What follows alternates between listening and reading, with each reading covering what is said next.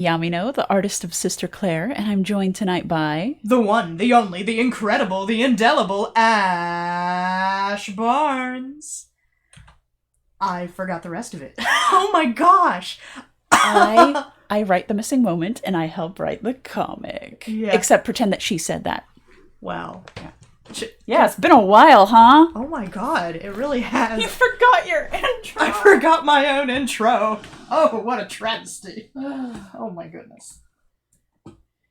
Spoiler alert, working on the next comic page.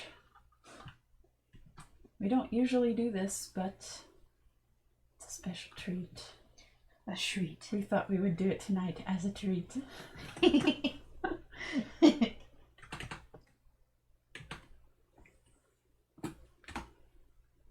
Hey, Dan. Hey, Dan. Is it our Dan? Ash. Yeah. Oh, okay. I don't know who you thought I was asking, Zeke.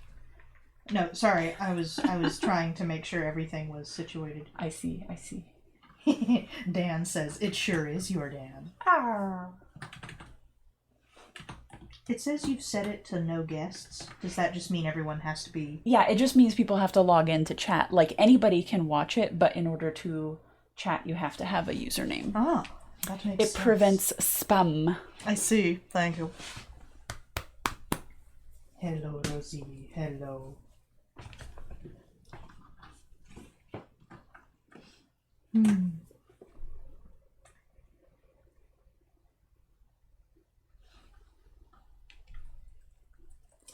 How is everybody doing tonight? In these trying, very strange times. Why don't we tell them how we're doing while we wait for people to reply? How are you doing, dear? So, I feel like I'm doing pretty good. I'm working from home now. Most people who come to our streams know that I work at a local university.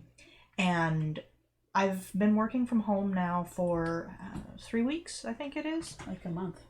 Not quite a month yet, no, but I think this is our third week, or maybe it will be a month after this week. Has it really only been 3 weeks? Uh-huh, yep. I thought it's been a year. Not that I hate spending time with you, it's just, it feels, I've lost track of time a long time ago. I know how you feel. Time isn't real, but in my case, I have been working from home for a while. All of my jobs can be done remotely, so I'm very fortunate that I can still keep working and keep getting the money, honey, despite the circumstances. And it's been, I have to say that even though I know this whole thing is bad for some people, for me, it's given me kind of a break from having to be present at, a 9-to-5 office job constantly. It's taken away that pressure and applied new ones in different places. And is my dumb chicken gonna go into the coop at night? Yeah. No, that would have been there anyway. Well, it's been interesting trying to adapt to a schedule where I don't, where I'm not supposed to be in an office in a separate place. Like, I stay at home and I work from here. It's been interesting trying to get used to having the animals underfoot all the time. You get a taste of my life. Yes. My normal everyday work experience. And it's been interesting using technology to communicate with students in different ways, and hearing about all of the issues they're encountering with their classes going digital and trying to find ways to help them. It's given me a lot more time with Elena, which I appreciate. Mm-hmm, me too. Really a lot. And yeah, we've done a lot of little house projects and stuff together. And some big house projects. Well, those were mostly you. I chopped down a tree. A little tree. What tree? The in the front yard. Oh, okay. What tree? Well, that's a How bush. many trees? Okay, bush, tree, it's open to interpretation. A but shrub. It felt like a tree to me. I had to use a saw. Yes, And power tools. She flexed her muscles and destroyed that shrub. Gleamed in the sunlight. And then I gathered all the bits of it up and threw them away and got poison ivy. Into the woods, it's time to... You got poison ivy? Yeah, that's what's on my arms, making my arms itch. Oh. Because I'm a dumbass. Anyway. FYI, there will be cursing during this stream. Not very much, I hope. You're only allowed to say dumbass one more time because we just said it twice. Oh. There's a limit. Anyway. Right.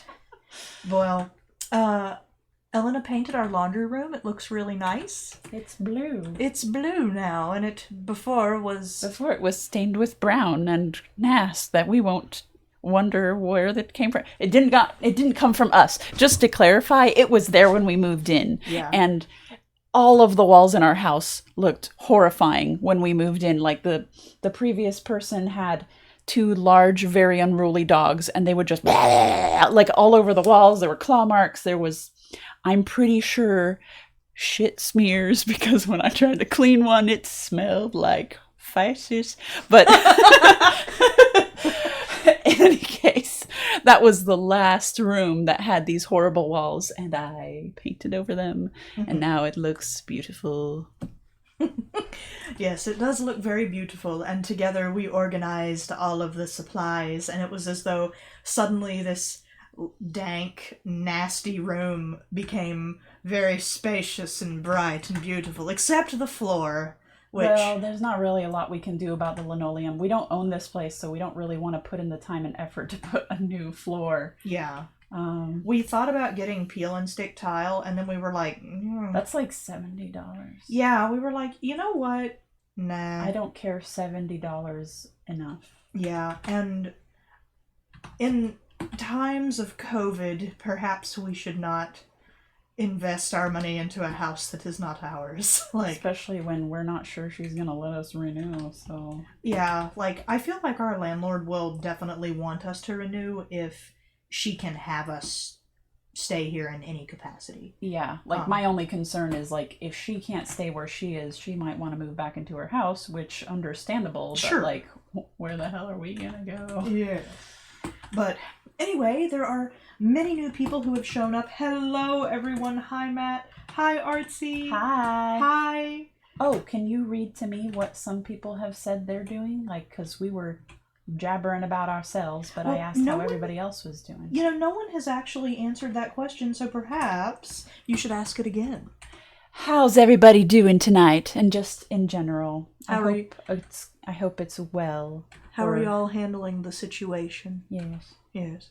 If you want to talk about it, we don't have to linger on this subject long. We can talk about many other things. We can talk about my impatience for my bread stuff to grow and be alive so that I can make sourdough. This is a very new world for me. Yeah, Elena made a starter for sourdough. I think it looks and smells great. It does not smell great. It smells like beer, and it's supposed to. It doesn't really smell like beer. It smells like bread. Oh, it smells like beer. Well, and one of us has lived above a bakery for years and the other hasn't, so I know what bread smells like. Fine. I'm just saying I have an opinion. I'm allowed to express That's it. your opinion! Yes. And I think it smells like nast, and it looks... You also think Rosie smells like chicken shit, and you say every day that my office smells like chicken shit. It's her with her bad breath and her wet dog body. That's what it is. Yeah, okay. Yeah, but that doesn't change the fact that her presence makes your office smell of chicken faces. Yeah, but when you just walk in and you're like, ugh, smells like chicken shit in here, I'm like, it sounds like you're blaming me somehow. It doesn't smell bad in here. It smells like that scented hot cocoa thing from Bath and Body Works that's plugged in right there by my desk. Okay. So people are answering. Abon Rune says, I am salty because my Final Fantasy VII Remake has not arrived on schedule. Dan said, you want to talk about bread? It's Passover, so I can talk bread. But isn't yours the kind that doesn't rise, Dan? I'm pretty sure. I think I'm sure that it doesn't rise. Yeah, but you know what? That means that they can have it whenever they want. That's true. They don't have to wait 5 to 7 days for it to revive or multiply or make gas and bubblies. I don't even know what is going on in that jar. I don't want to know what's going on in that jar now. Ugh. Magic. Matt says, all healthy here, getting into gardening lately. I'm really glad, Matt. I was worried about Grandma Morgan. And Artsy says, Korea is handling it pretty well. I'm just bummed I can't send masks abroad. And someone else says, they're handling COVID well, working from home and playing Final Fantasy XIV and Animal Crossing. Diane says, working from home, been trapped at home for almost 3 weeks. Mm. Yep. Yes.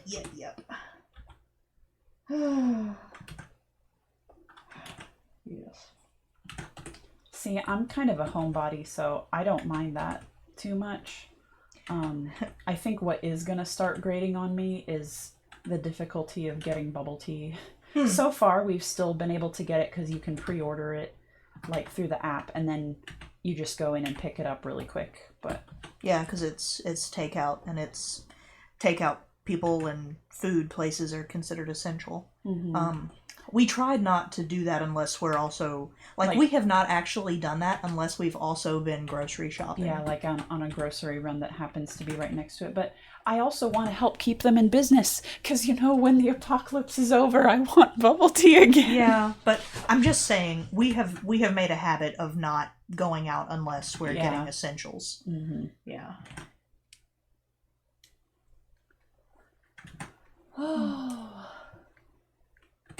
Did we tell Laura we were streaming? Did you? No. Oh, can you let her know? Yeah. I don't want her to feel left out. Like, I wasn't trying to. I don't want her to feel left out. Doesn't tell her. God, I had told her earlier that we were thinking about it. And did she say, like, okay, let me know? No. No? Okay, well, then maybe she won't be mad. No, she said, tonight? ? And I said, yeah. And she was like, aw. And then I proceeded to not tell her because I thought you were going to ask her to tell people about it. For once I did my own job and I posted it myself. Oh, damn it. Well. You just used our last swear of the evening. Oh, come on. But, like, I feel like mostly things are going okay here, and we are in a position of privilege where we're both still able to work. We like each other, so we're not like, God, I have to spend all day. Happy marriage privilege. Yeah. I mean, I know. No, I know. I'm joking. But yeah, there are some people who may be stuck with like not the most ideal housemates right now. And I'm very grateful that we're not in that situation. Yeah. Like it's been enjoyable to get to spend more time with a partner that I really like and don't get to see often when I have, you know, the typical 9 to 5. Mm-hmm. Among other things. You had been saying how you wish you could spend more time at home and you should have been a little more careful before wishing on that monkey's paw. I know. Huh? This was all my fault, y'all. I'm sorry. It is I, the originator. But yeah, it's also just been nice to be able to stay at home and enjoy my house, because most of the time with my typical schedule, you know, I leave in the morning and I come back, especially in winter, you know, it's dark when I come home, it's barely light when I leave, and I don't get to enjoy the house with the sun streaming in through the windows during the day, and all this, like, it was really strange. Before all this started happening, I finally had the impetus to finish my office here at home. And Artsy asked earlier if I'd added more plants to the pink room. You should. Always. Oh my god, it is a jungle in there now. It's amazing. I love it. Have you not posted pictures like on your Twitter or Instagram? No. You should. People should. like to see that. I should revive my social media. Mm-hmm. If there was ever a time to have a social media. My mummified, crispy social media. But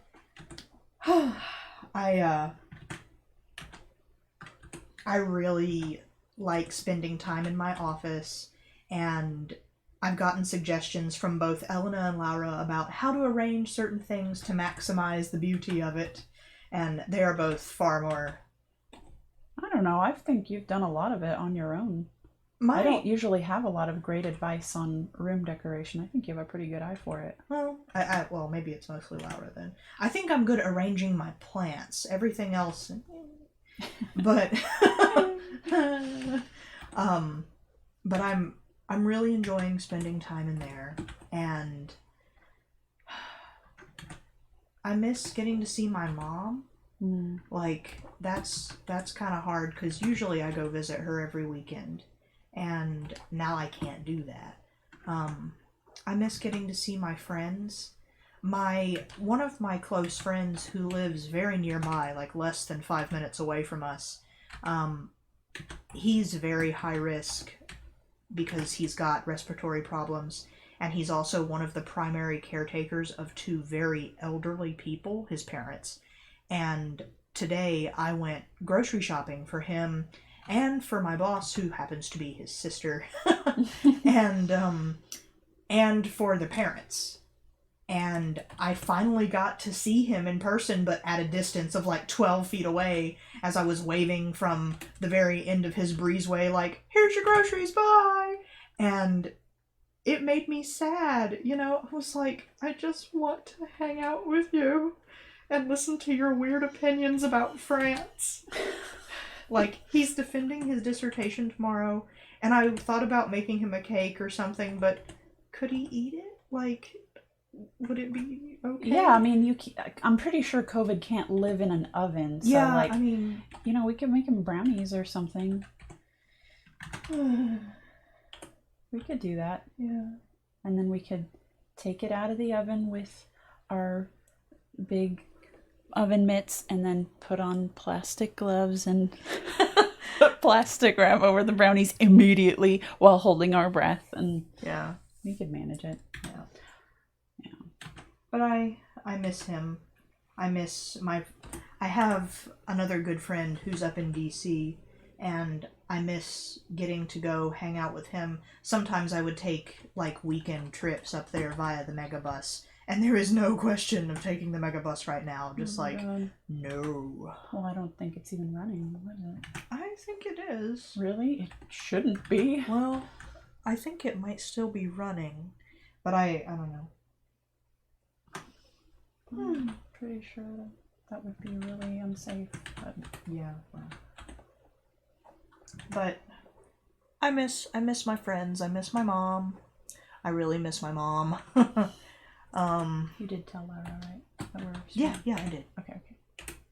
And I feel bad for my students who, especially my seniors, who now don't get to have the typical college commencement ceremony. Yeah. I feel bad for the first generation students, many of whom I've spoken to over this past week, who were looking forward to having this huge celebration, you know, being the first one in their family to both go and graduate from college. And now they don't get that. Like, not only is the ceremony canceled, but they can't have the big gathering. And some of them are just heartbroken, justifiably. And I'm sure that it can be postponed. I know it sucks. Yeah.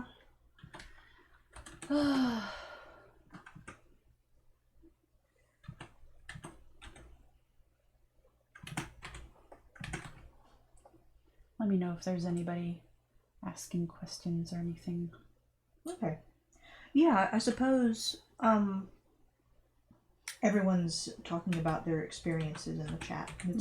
Let me know if people are saying something I want to hear, because I can't see it right now. Oh, Cross-X Hunter said, I hard-boiled some eggs today and thought of your recent plethora of eggs. We have so many eggs. Oh, do you have chickens too? I love chickens, as you might have guessed. I have a cute chicken story about Laverne.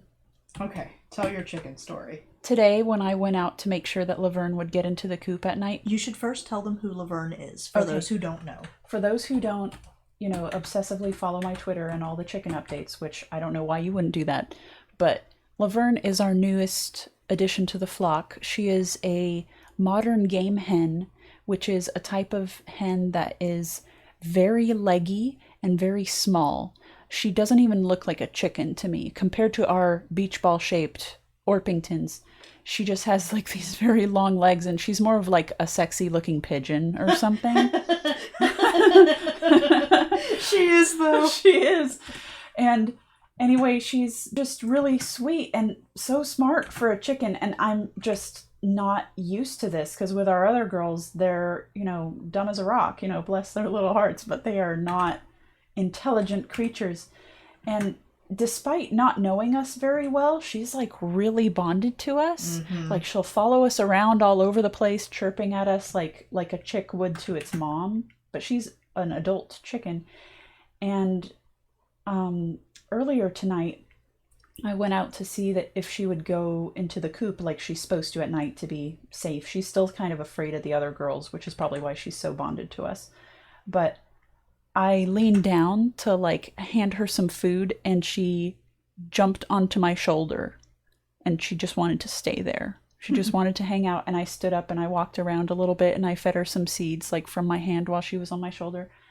And I just couldn't believe it. She's so tame. And I thought when I saw her that she was probably going to be the most difficult chicken to handle, because I was like, she's so small and so fast, and we'll probably never be able to catch her if we have to.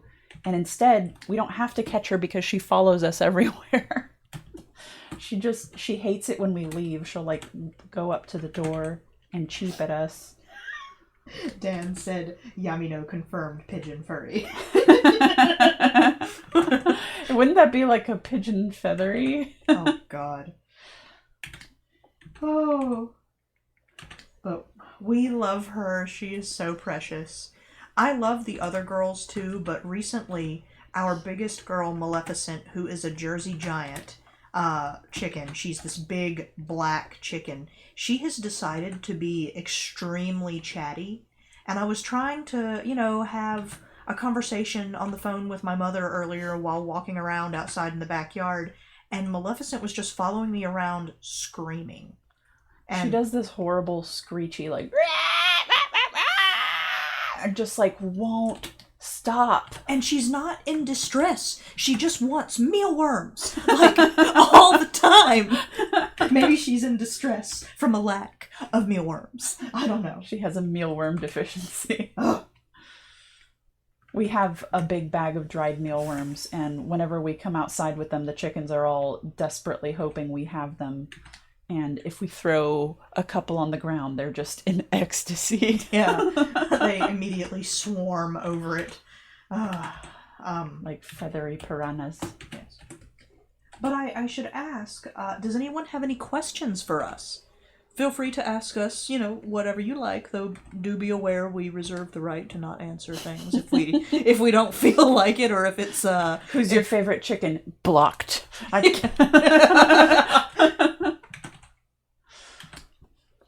Oh, hey, Jackie. Maleficent, I know that's you. Blocked.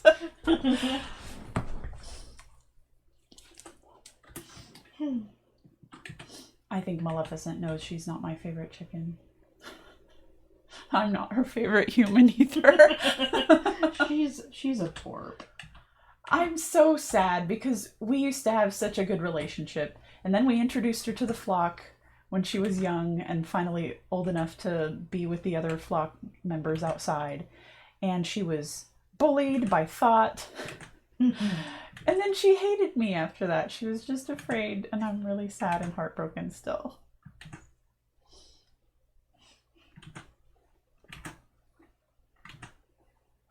I gave that chicken everything. And this is how she treats me.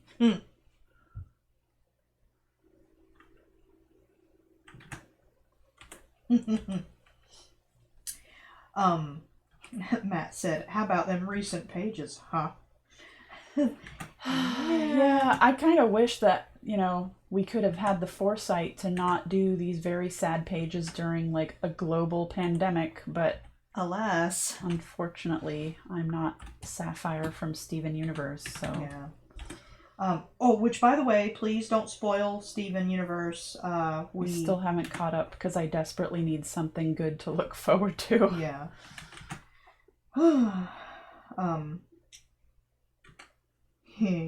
Matt says, "How are you guys feeling about the response to Rosie?" And Diane says, to add on to Matt's question, how are you guys feeling about all the speculation on Rosie?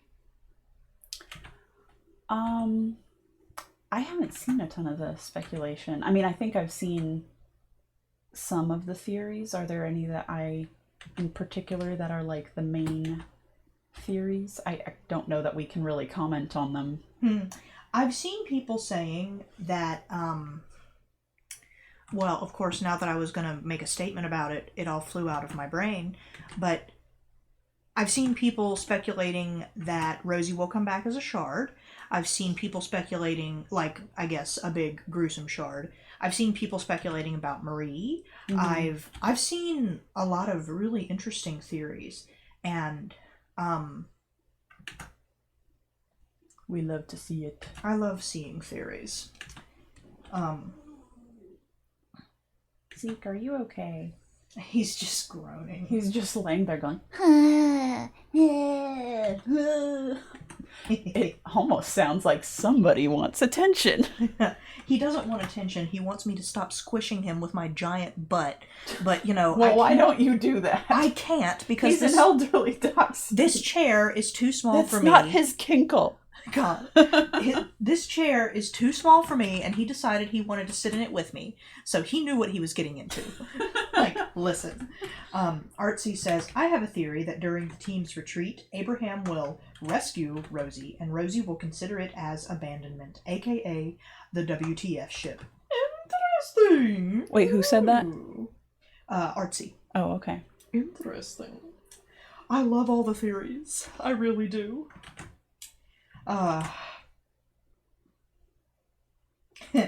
Cross-Sex Hunter asks, is there any story to the big tiger on your bookshelf? Oh, before that, he had another question, too, about the cheese, the cheddar dill biscuits that you made. Oh. He asked if you made them in the oven or in the retro toaster oven. And, it's funny using the term retro, because our toaster oven was made to look retro, but is modern, of course. Mm-hmm. And our actual oven is a relic from the 50s. Yeah, our actual oven is legit retro. Yeah. But yeah, I made them in the regular ancient oven, not the toaster oven. Yes, and they were very tasty. And as to the story about the big tiger, I found it at Goodwill, and I fell in love with it. And now I'm the tiger queen. She brought it home, and Rosie was deeply terrified of it. Oh, yes. There are some great videos on my Instagram of Rosie being absolutely terrified of the tiger. For weeks, she couldn't come in my room without going, oh. Mm-hmm. Not even when I showed it to her and I was like patting its face to be like, look, it's fake. It's not alive. And that just upset her more. Mm-hmm. Yeah. Matt says, with regards to a theory about Rosie, my theory is that Rosie's consciousness will remain with Marie and she'll try to get her a body. Until then, they'll have to communicate with Rosie through Marie, and there'll be interesting conflicts with the theme of not the same person. Mm-hmm. Ooh. Someone else said, I think Rosie is either just dead or that thing Matt said, mostly because of the Two Birds post on Tumblr. And these are all very, very interesting. Mm-hmm. They are. I can't wait to see how y'all respond to what is going to happen. Mm-hmm. I will comment on one thing. There was a comment on, I think, the page where Rosie met her unfortunate end, where, like, if she's dead, I'm going to be disappointed that, we lost out on a lot of character development. And comments like that are always interesting for me. Like, I'm not irritated. I want to clarify that. Interesting. Interesting. I want to clarify that I'm not irritated, but it makes me be like, I feel like in the age of media like Steven Universe, or any story that has ever had a flashback, or where a story is not always told in a super linear fashion, like, you can still have character development after a character isn't there anymore, I'm not saying that's what's going to happen, but... Case in point with Rose. Yeah, that's what I mean. Rose Quartz, not our Rosie. Yeah, like... But, that was also extremely divisive within the Steven Universe fandom, so maybe... Oh, yeah. Not a good example to... Well, no. Assuage the masses. Well, I'm not trying to assuage the masses. I'm just saying, like, it's interesting to me that someone would be like, oh, if she's dead, we can't have any character development anymore. Because I'm like, well, that's not necessarily true, as has been evidenced in other stories. But, yeah, I'm not saying that's what's going to happen. I am very excited for the next chapter, though. Me too, because it'll be easier to draw. Not as many giant monster fight scenes, perhaps. Not as many crowd scenes. Yeah. This was a chapter that I had been both really looking forward to and really dreading for literal years after we planned it, because I was like so excited to get to draw all these really cool characters doing really badass things, and like monsters, which are, my jam, but also crowd scenes out the ass. And could you not step on the elderly dachshund? Please? Jeez. Aang is our cat. Yeah. Not The Last Airbender. Speaking of The Last Airbender, what? Guess what's on Netflix now? No. The movie that shall not be named. As you just named it. It shall not be named again.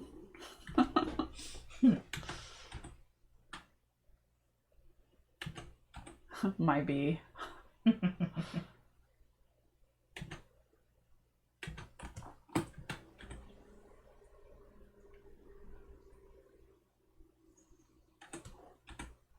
How many people we got in the chat?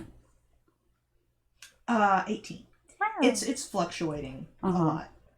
It's hard for me to gauge like how many people are actually watching, because I think it only shows the people who have an account. So there may be a lot of lurkers. I don't know. Yeah.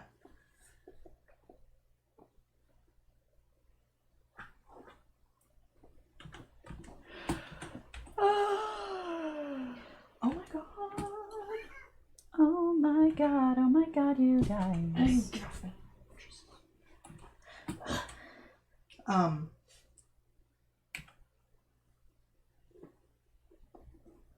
Dan makes an interesting point. Dan says, I don't know if it's so much character development as it is reveal, though. Development is about ongoing change, like in reference to things you find out after a character's death. Mm-hmm. And while I can agree with that sentiment, it's not as though you can't tell a story in such a way that that character... It's not like it's all... Like, if you think... Okay, using Steven Universe as an example again. Like, there are plenty of episodes about Rose that feature her, even though in the present storyline she is gone. And you get to see her develop that way. And I feel like it can be both reveal and development, because then your current idea of her changes.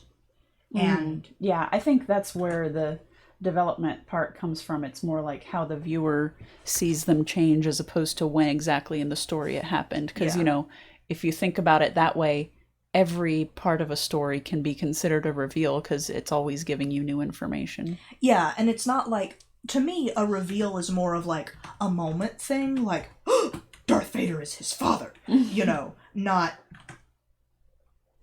that's like saying the Phantom Menace was a reveal. Like, no, it was development. Retroactive development, perhaps shitty development, but development nonetheless. Hey, it gave us Naboo, which is my favorite Star Wars planet, so. But yeah, I am enjoying the reactions so far to what happened to Rosie. It's always really fun to see people speculating on where things are going. Yeah. I'm actually I'm excited for the whole rest of Sister Claire period. Because I think it's gonna be a good one. Mm-hmm. But I'm really excited for the next 2 chapters in particular. Really excited. Because they're the last chapters of book 3. Mm-hmm. And then we move on to book 4, and that's just gonna be ooh.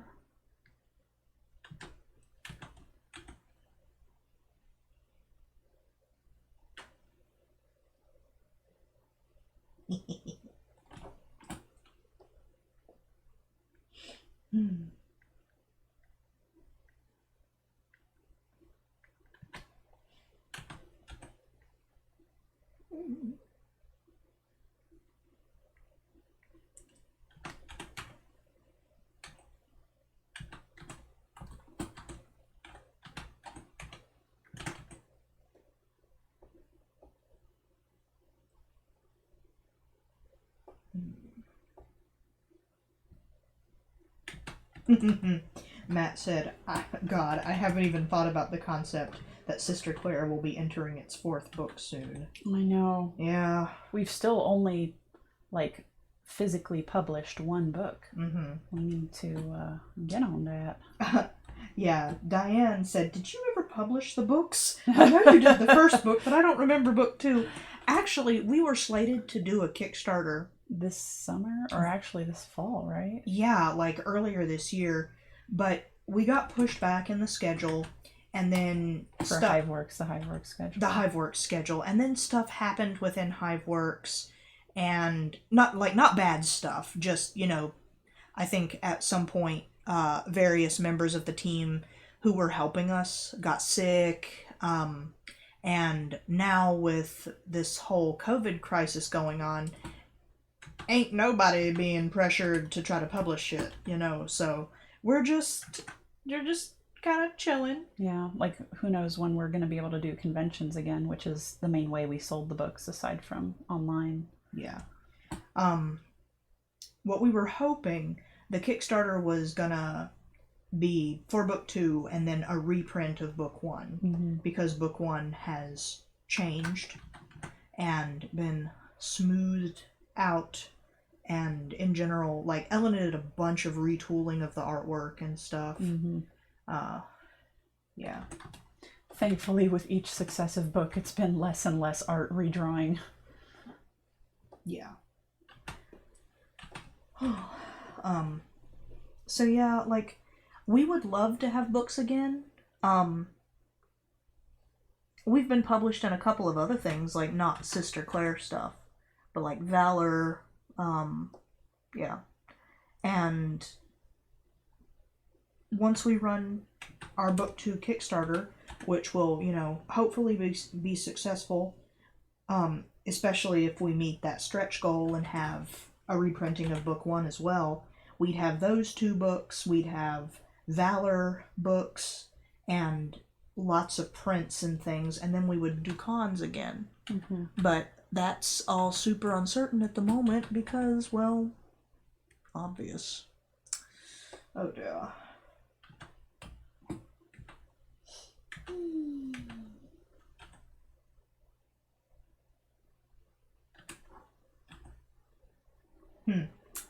I think this is a question for you, Elena, from Artsy. What is your opinion about redoing stories or retcons? My art has significantly changed and improved, and the story has improved, but I don't want to get stuck in a redo loop. It's a personal decision, and at the time that I first started redrawing the first Sister Claire book, it's because I had a potential offer to have it published by a really major French comics publisher when I was still living in Europe. And after I moved away from Europe, that kind of fell through because it was really difficult they didn't really want to do online negotiation. They wanted to meet in person, which was quite a bit harder living in North Carolina instead of Belgium. So, but because of that, they basically told me, like, we really like your comic, but you're going to have to retool the older pages because the art is, a lot worse because you did it years and years ago. And so that was when I started editing it. And then I just, wanted to continue making the whole book be of the same quality, because then it would be extra awkward if it was like really good, long period where it's kind of meh, and then it gets good again. But as I've continued with the comic, you always improve as you keep working on something. And I feel like I won't really have to do any tweaks on the new books. So, yeah. But I don't really recommend that everybody do that. It's really up to you. It's a lot of work and it's a real pain in the butt. And I hate having to look at my old art, constantly to tweak it. But if it's something that, you're potentially going to have published by a really major publisher, for example, you might not have a choice. So, yeah, it just depends on the situation. In general, for webcomics, I wouldn't really recommend it, I think, because your audience, who's your core audience, I'm sorry, I'm not even looking at the screen anymore. I just turn towards the microphone to chat. But your audience likes seeing your journey. So I've actually had people say that they were disappointed that we got rid of the old pages and they wanted to look at them. There were people who were like, why aren't you hosting the old pages? We want the option to see them. And, well, I didn't really know how to do that in a way that would be easy to view and not be super confusing. And at the time that we were redoing the pages, I was like, they're ugly anyway. Why do you want to look at it? Delete it all. This never happened. But, yeah, I don't know. It's up to you. I can contribute my 2 cents to it. Like, just from the perspective of someone who has had to watch Elena agonize over what to redraw and to see how much of a perfectionist she is. Like, y'all, sometimes she will spend so much longer on a thing than either Laura or I ever intended her to, because she wants it to look so freaking good. And it's like, on one hand, hooray. On the other hand, oh my god, this did not need to take 4 hours. It's a wall. And or like sometimes one of the notes you guys put on something to fix would be like, change this word balloon. And I'd go in and do that. And then I'd be like, oh my god, her eyes are so ugly. This hand is wrong. They're pointing the wrong way, blah, blah, blah. And then before I knew it, I was redoing the whole page. And you guys would be like, you are still 70 pages behind. Like, you got 70 more to fix. Are you really just going to do the word balloons? Yeah, it's true. Like, especially if you're a perfectionist like me, you can really get into a hole. Like, it's a trap. Yeah. And Elena likes to tell me, and I think she's probably mentioned this before in previous streams, but she likes to tell me that she wants every page to look like a masterpiece. And that's not necessarily true. But that's what you say. But it can't be that way. No. Because some days when she's drawing, she doesn't feel well. Or I would rather her come with me to look at plants. Or, life. And yeah, she pours a lot into this comic, but everything has to look like a masterpiece. I zoom on this weird little deformed Olga in the tiny corner that I'm spending 15 minutes on. Has there ever been a better example of what you're saying? Yeah, like, but in general, there are always going to be people who pick apart every little thing. But in general, most of your audience is going to look at this for 2 seconds. Yeah, that's the part that really stings. Yeah. I'll be like, oh yes, I spent so many hours, everything looks so much better. And then there's like 20 comments. Yeah, but are you going to host the old ugly pages? I want to see those. Mm-hmm. I'm like...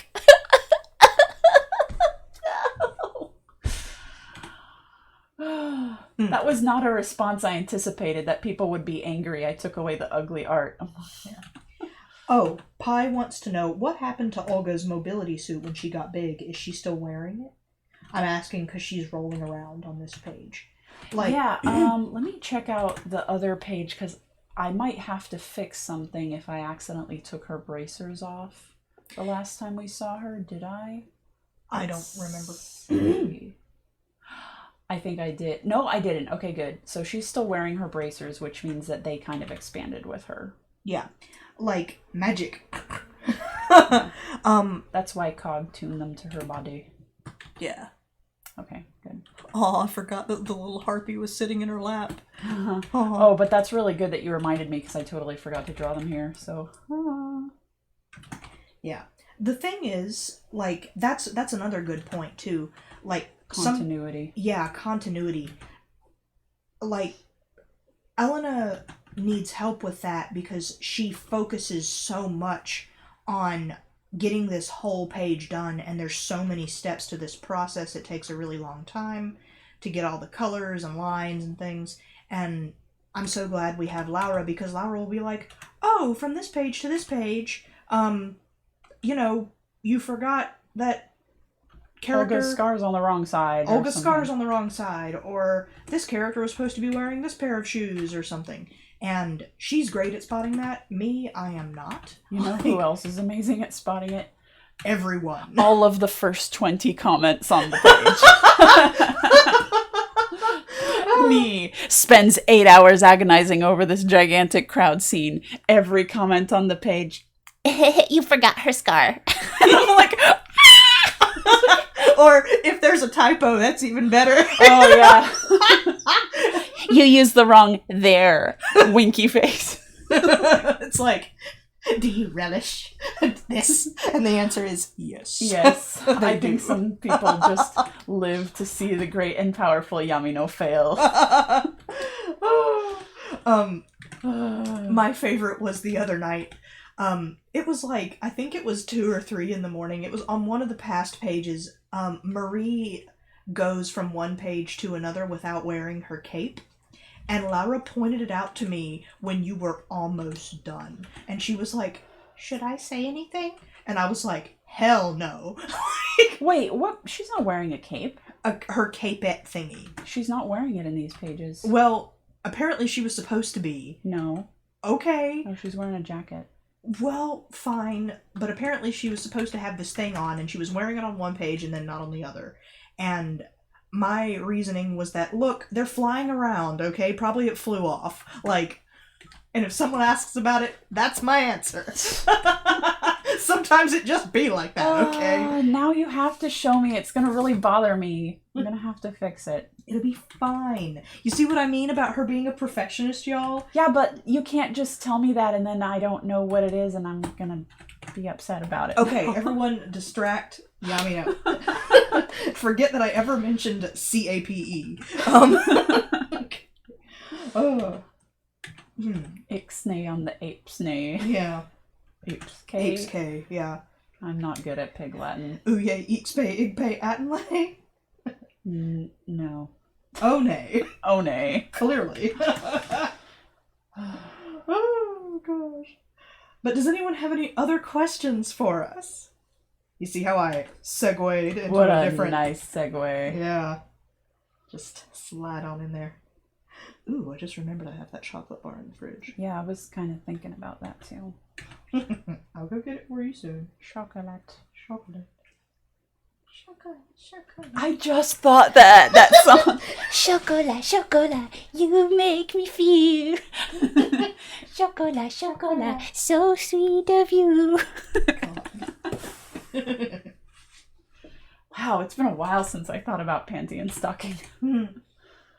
Dan asks, do you guys play D&D? In theory, yes. In practicality, no. We don't have a group or anything like that. We used to play Pathfinder, and, like... In theory, I enjoyed it, but in practice... It's just we were in a group that was kind of big, and I don't know if this is like, I get the impression this is more of a Pathfinder thing, but it was like very rule intensive. And we had a couple of dudes in the group who were like, let me explain the rules every single time and let me try to like, you know, argue with the DM every single time about semantics and numbers. And I would be like, oh God, I just want to kill the orc or whatever. Like, I started to lose interest when Elena wanted to set some oil on fire. this was like the first 5 minutes of the first game. Yeah. So, yeah. I wanted to cast grease and then cast fireball to set the grease on fire. And the DM was like, no, you can't do that. And I was like, why not? I'm a fucking wizard and grease is flammable. And she was like, no, it's magical grease, so you can't. And I was like, well, I think I'm the magician, so I get to say mine is flammable because I made it. And yeah, that was just... She just didn't want me to set her beautiful set on fire. And she should have just said that instead of trying to be like, you can't set grease on fire. Yeah, in some cases, she provided us some really interesting and very well thought out scenarios. Yeah, like, I think that in general it was fun, but it just, in some ways, it felt like there were a lot of rules that hindered the fun and the role-playing aspect of it. Mm-hmm. Like, I also... Sorry, Zeke was distracting me with his snoring. Mm-hmm. I can feel it vibrating against my ankle. But anyway, I'm the sort of person that does not really like the idea of D&D, but I have enjoyed playing it. Wow, so that's like total opposite of me. Yeah. Like, I want to like it so bad.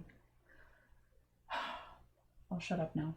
I have really enjoyed getting to play it with good DMs or GMs, depending if it's, not directly D&D, but the idea of going to a place and having someone talk at me and tell me how things are, and then getting interrupted when 5 different people are trying to talk and react and stuff, that sounds like hell. Okay? That sounds like hell on earth to someone who has extremely severe ADHD and forgets what she's about to say whenever someone else cuts her off. And is also deaf. Like, mostly deaf. Mostly deaf, yeah. Like, I don't really like the whole creating a character thing, because especially when it's in a bigger group, I feel like I'm never really going to get to expand on that character. I'd rather write, if I'm going to invent a character, I'd rather write a story about it, not act it out. But if someone can get my impatient ass to sit down and play this game, and if they can do it well, then I'm all in. It's just finding that person. Mm-hmm. And I'll tell you who's a good GM. That's Catherine, okay? Like, not our story, Catherine, but a friend of ours, Catherine. She can get me invested in a game in 10 seconds. Like, she's great at it. Our previous Pathfinder GM, not so much. Like, I thought some of the things she came up with were quite good, but other things... It would also take so long for my turn to come around again. Yeah, because we were in a big group and there was a lot of math involved. And yeah. I remember, too, that, like, Elena, you said at one point that I would be probably a good GM. I don't actually know. I think you would be. I think I'd be good at creating the story, but I don't know. Anyway. Matt has a question. Matt says, I'm curious about what other stories you guys might have on your minds besides Sister Claire. I miss the deer centaurs. Mm. I hadn't thought about them in a while. Mm-hmm. I have to say, that's classified. We have a lot of stories that we would like to do. It's more like finding the time. Elena works on Sister Claire and also does the Elastigale AU and other projects and stuff on the side. That keeps her pretty busy. And we're not pressing this right now because we haven't been ultra present on live streams lately, and also because there is a global pandemic going on. But our Patreon is not even at the point anymore where we should be producing 2 comic pages a week. And I'll tell y'all this, and so it can be recorded for posterity should anyone care. But I pulled back from doing the missing moments because it was too much for me. Like, I work on Sister Claire, I have a typical 9 to 5, and I work on Voltage, which I work for Voltage Entertainment. It's like a mobile novel app. I write stories for that. And I was working all the time. So when I told this to Elena and Laura, we all sat down and tried to think of a thing that would have less input from me. So these character profiles were like, I still work on those, but it's a lot less time than writing the missing moments, and it's given me a little bit of a break. Will the missing moments come back? Oh yes, but I just needed to take a breather. On that note, we were also going to take a short break from the comic to plan more of it when this chapter is done, right? Yeah, we're going to take a 2-week break when this chapter is over, and then we'll be back with the next one. But we've actually got most of next chapter, like... What? I'm sorry, did I reveal something I wasn't supposed to? No. No? No. Okay. Why do I feel like I have... I mean, when I say planned, I mean every single little bitty line. We know what's going to happen. We know what's going to happen for chapters and chapters. But sometimes Laura and I need to iron out dialogue and things. I think that's what Elena was getting. Well, you know, I think when you say, like, it's almost done, people think, like, well, if it's totally done, why are you taking a break? But, like, no, it's not totally done. I mean, there's different stages of doneness, like planning and things like that.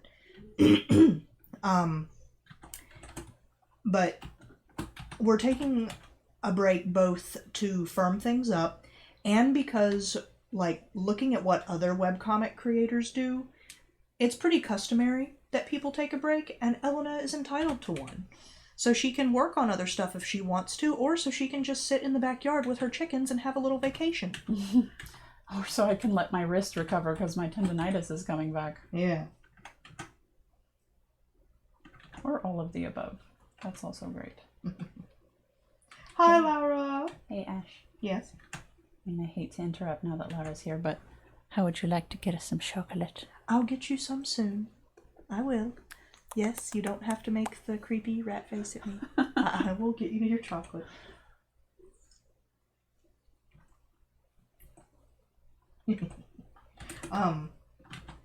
Oh yeah, Laura says, speaking of, we didn't discuss if we should ask for fan art. Lots of comics post guest art during chapter hiatuses. That's true. Mm-hmm.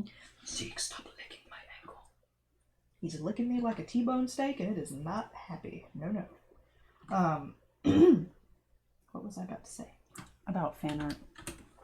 Oh, no, I was gonna say that, Pi says, do you guys have webcomics that you like? Elena, do you want to go first? Yeah, I like reading Wildlife by Pascal Lepas. It's another Hiveworks comic.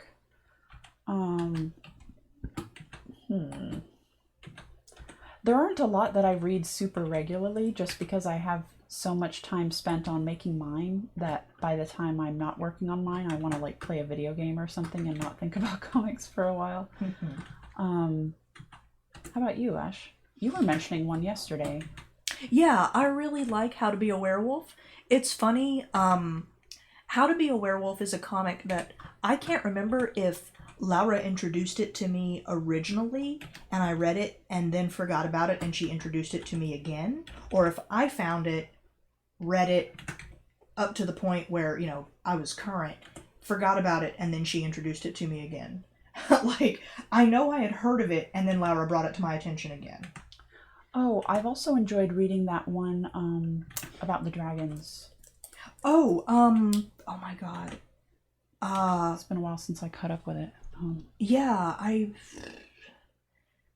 No, I can't remember what it's called. But it's Oh. also a Highworks comic. it is, and it's really good. It's one word, isn't it? Yeah, Vainglorious. Vainglorious. Okay. Yeah. That's a really good one. It's so funny.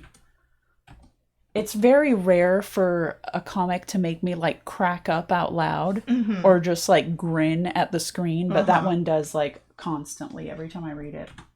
I really like How to Be a Werewolf. I love Vainglorious. I really like, let's see, Daughter of the Lilies. That's one of my faves. Very gorgeously drawn. Gorgeously drawn. The creator is amazing. She's so sweet. I admittedly have not kept up enough with Namesake, but I really like that. I love the art for that. I really love the art of Namesake, and I think I would really, really enjoy the story of it too. I know I have read at least the first couple of books, but because I have memory problems, I cannot remember what happened in them. And I remember this vague, nebulous whole, like, the story elements of Namesake, but sometimes the idea of getting into it again is really daunting because there is a lot of it, and there's a lot going on every single page. Mm-hmm. And sometimes It's kind of dense. yeah, and that's fine. I know it's a great story. Sometimes it's just you want to bite off a chunk of something that's a little bit more. It's the type of comic that I find much easier to read in book form, which is why I'm really glad that we have those books, and I would like to get the rest of them to read it because it has so much information per page that I don't really want to click through to keep reading it. I want to just turn the page and have it right there.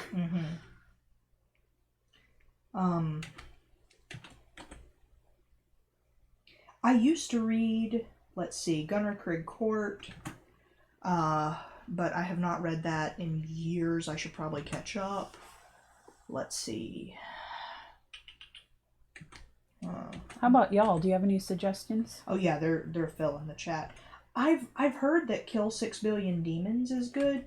I tried reading it and I really did not enjoy it, but that was only the first bit.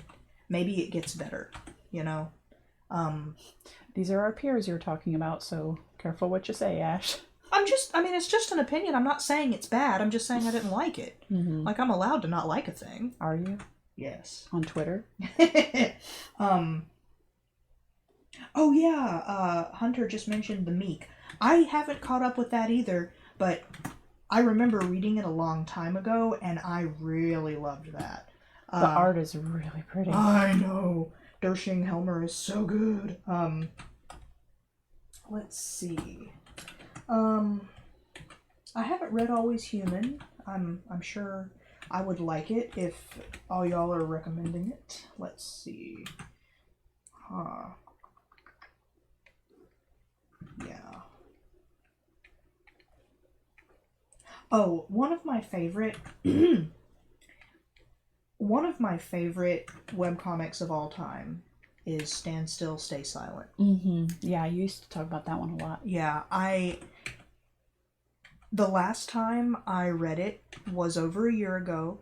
I like to read every time. I must have read the whole thing 2 or 3 times, and there are certain issues with it that may just be specific to me, but the artist isn't her name Mina?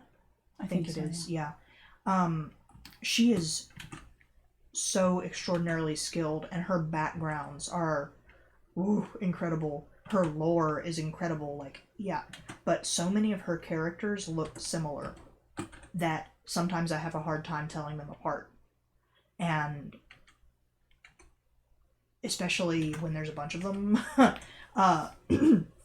But I really love post-apocalyptic stories, and that's not a surprise to anyone here, I'm sure, but I have read Stand Still, Stay Silent the whole way through probably at least 3 times, and every single time it feels like a whole new experience for me. A, because memory problems, but B, because there's so much. Speaking of dense stories, there's a lot packed in to that one comic. And the last time I reread it, Laura will remember I was in Brazil with her. And we were both just, catching up on various things. And I was rereading that and loving it. And I really need to go read it all through again and see where it is now. But it's just such a beautiful, gorgeous story.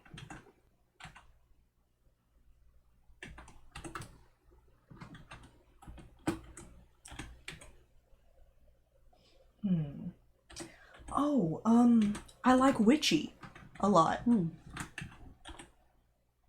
Or, I haven't caught up with that in a while, but I liked what I saw. I don't think I've read that yet. You've just talked to me a lot about it. Yeah, it's really good. The art is quite nice, and the story is really good. Ooh. Just seeing the names of some of these comics in here fills me with inspiration, which makes me want to tell y'all.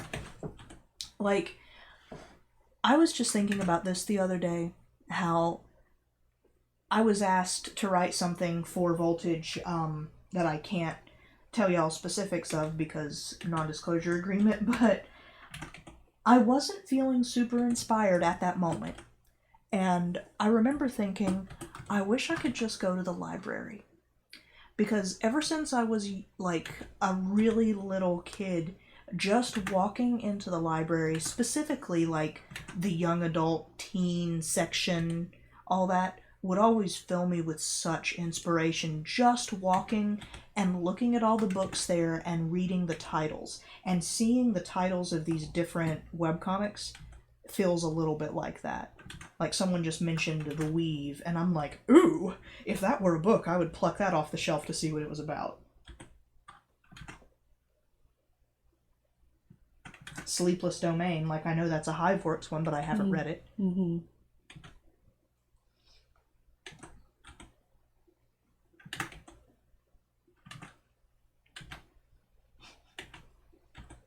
Oh, Oscar and your knife chin. Yeah, I need to fix that a little.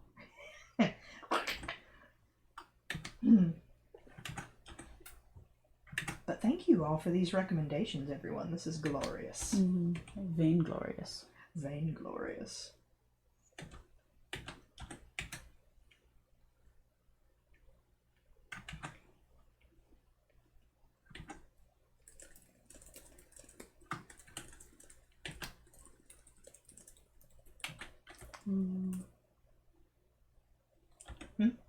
Nothing, I'm just... Being a perfectionist? Yes. Uh-huh. Oh, someone else just recommended How to Be a Werewolf. Yeah. I like that one. I already said that probably 3 times. Yeah.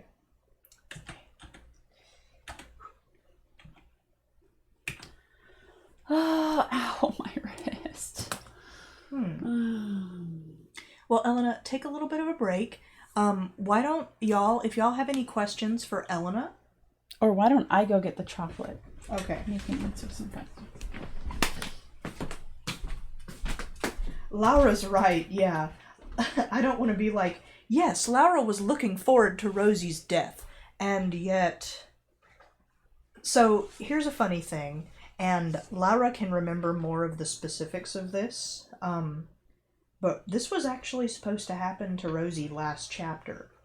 Why did we not do that? Did we run out of room, or did we just decide it was better narratively to do that this chapter? Yeah. Thank you for my chocolate. Welcome. Try not to wrestle it next to the microphone.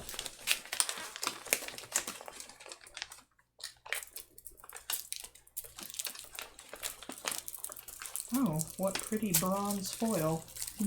I've got a golden ticket. What endangered animal does it list in your chocolate? What? Mine is the gray wolf. The Eurasian eagle owl. Oh, that's cool. Bubo bubo. That's its Latin name. Bubo bubo. Bubo bubo. That should be your Latin name. Boobo, boobo, hey! Cabellum alone. Cabellum alone.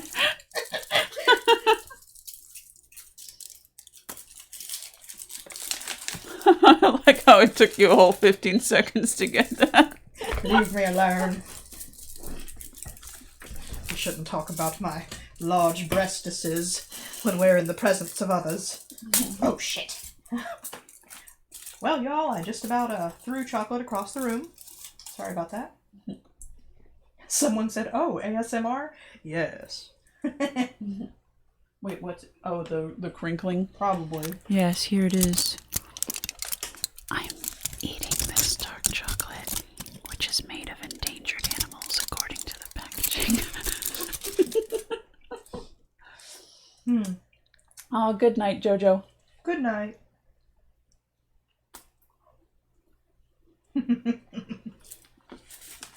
You know, speaking of ASMR, really all y'all gotta do is like throw vocabulary at me and I'll come up with some random tangent to go down.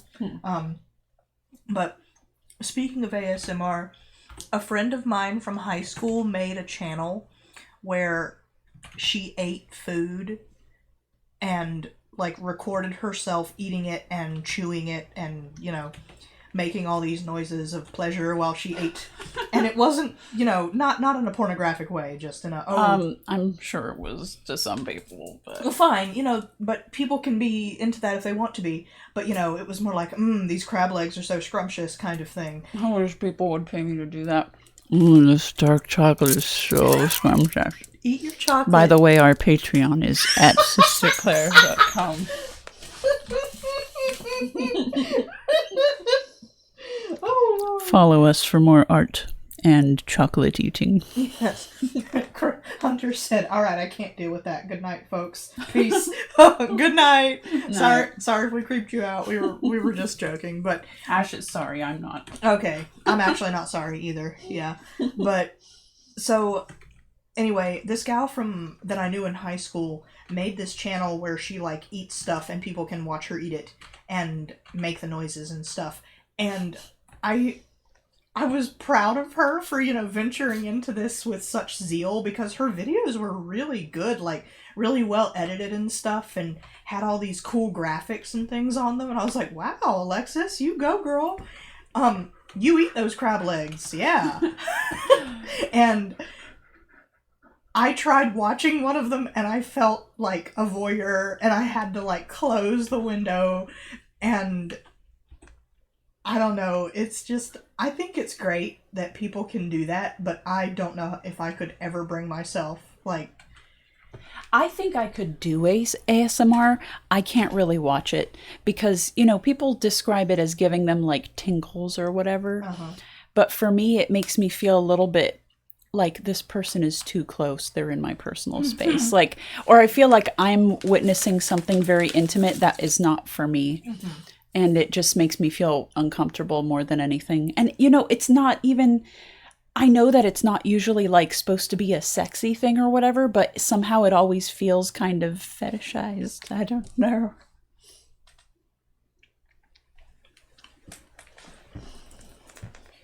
That's maybe just a personal problem. Yeah. I don't know. Like, for me... There are other ASMR things that I like, but I can't know the person, I think. And yeah, I think that's part of it, too. There are certain things that I really enjoy, in a, like, it helps me focus kind of way. And when I'm writing, this isn't, like, is this ASMR? It's not a person doing it. I don't actually know what ASMR stands for. It's like audio, sensory... Movement repetition? Probably not. Microphone sucking. No, I don't know. That's not even the initials.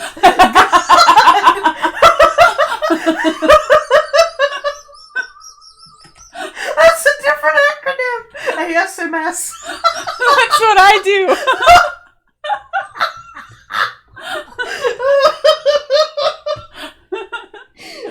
Pay me money to suck on the microphone. No. Lord. Oh. But that would sound so therapeutic and relaxing. Anyway, The thing is, I bet everybody's really regretting coming to the stream now. by the way, everyone, thanks. Don't forget to check out our Patreon and like and subscribe. Elena's like almost crying with laughter. I am crying. Like and subscribe for more microphone sucking. Oh, but for me, whenever I'm writing, I really like to listen to thunderstorms because it blocks out everything else. I've tried listening to music while I write. In general, I cannot listen to music if I'm trying to produce something with words, unless the music is in a language I don't understand. And even then, sometimes it's hard.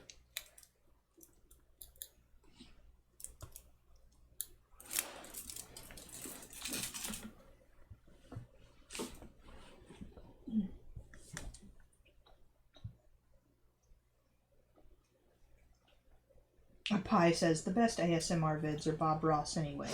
Okay, for real. Mm-hmm. But I just want to watch Bob Ross make magic happen.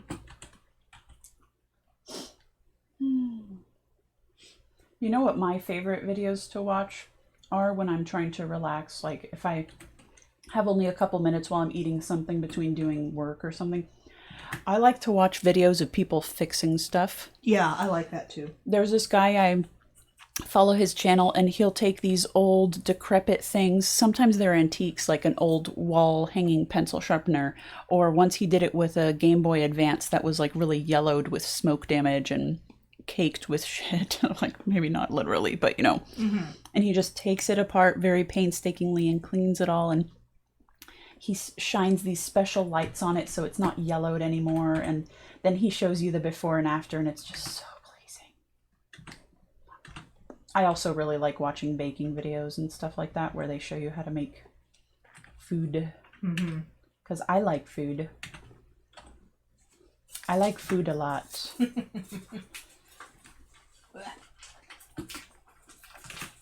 Oh, sorry, Zeke. Sorry. Don't let him eat the chocolate. I'm not letting him eat the chocolate. I almost dropped it on him, though. Like the whole That- bar that was wrapped up. That would let him eat it if that happened. No, it was wrapped up, like I said. Okay. That's not very good. I don't know that a wrapper would stop Zeke from eating it, to That's be honest. very true.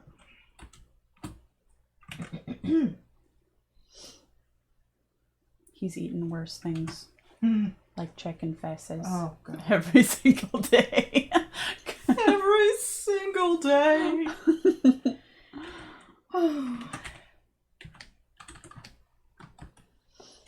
Hey, the inking's done. Hooray. Oh, if Laura is listening, because she was asking earlier if I would like help flatting, what would be more helpful is if you would do the text, like the word balloons, and I will color this for everybody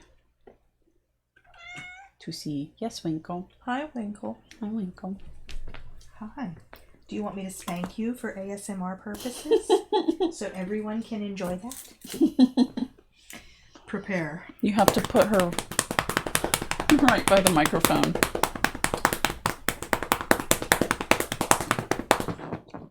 Okay. Yes, I know. You didn't want me to stop. You creeper. Winkle can come. Zeke, you breathing your hot, fetid breath all over me. Ugh. Nasty boy. Nasty, nasty boy.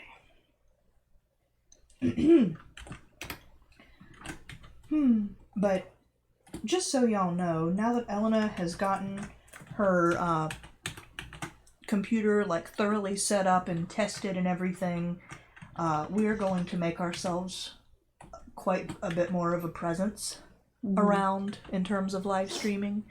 We know we dropped off, especially with the move and things like that, but we're back now. We hope your bodies are ready. For more quality ASMR. Oh, God.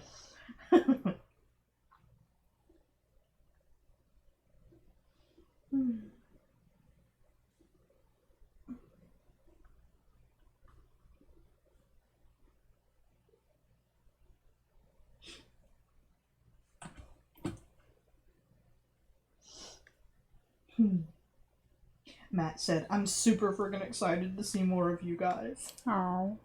We're super excited to see more of you too. Mm-hmm. That's where that's coming from. What? Because I'm a mod, I had my cursor hovered over the chat, Mm-hmm. and it shows little X's next to every message if I want it to. Mm-hmm. And I thought people were just putting them in there. I'm like, oh, is this a new thing? Are the kids typing X's at the end of messages now? And no, it's just me being a fool. Oh, okay. If I move the cursor, it goes away. Lord.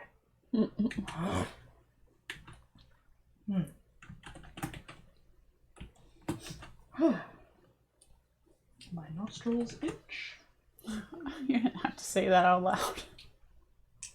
Listen, a part of streaming is just being open with the listeners, okay?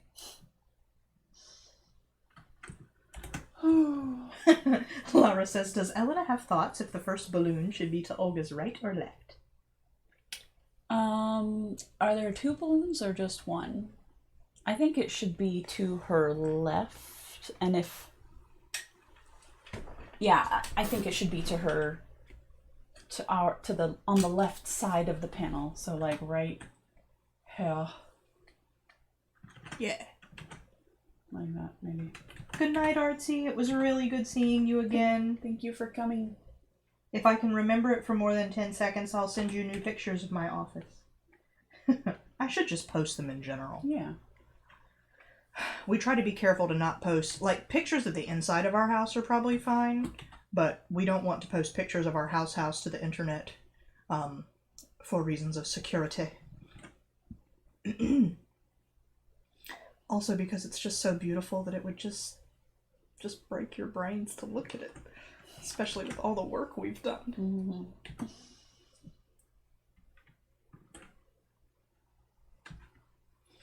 Okay.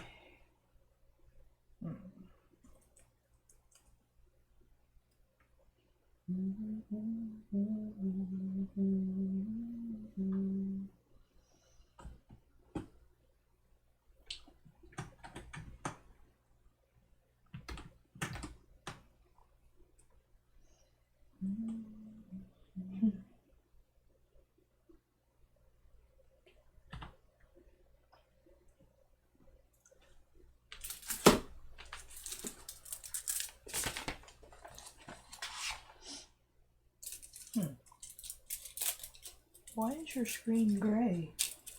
What do you mean? Does anyone else just see a gray screen? I think I know why. What did you do? Hang on. Okay.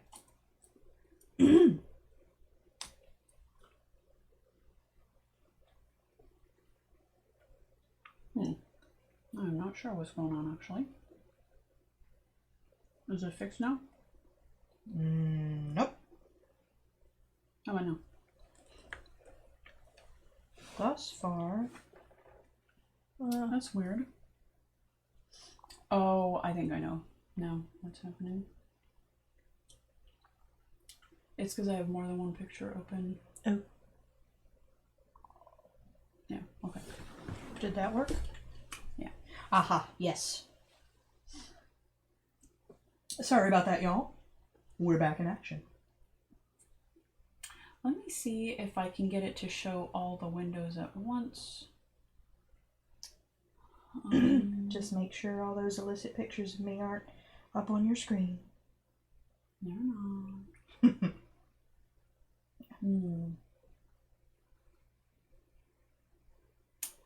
Yeah, I don't think I can make it show all of them. But let me try something else.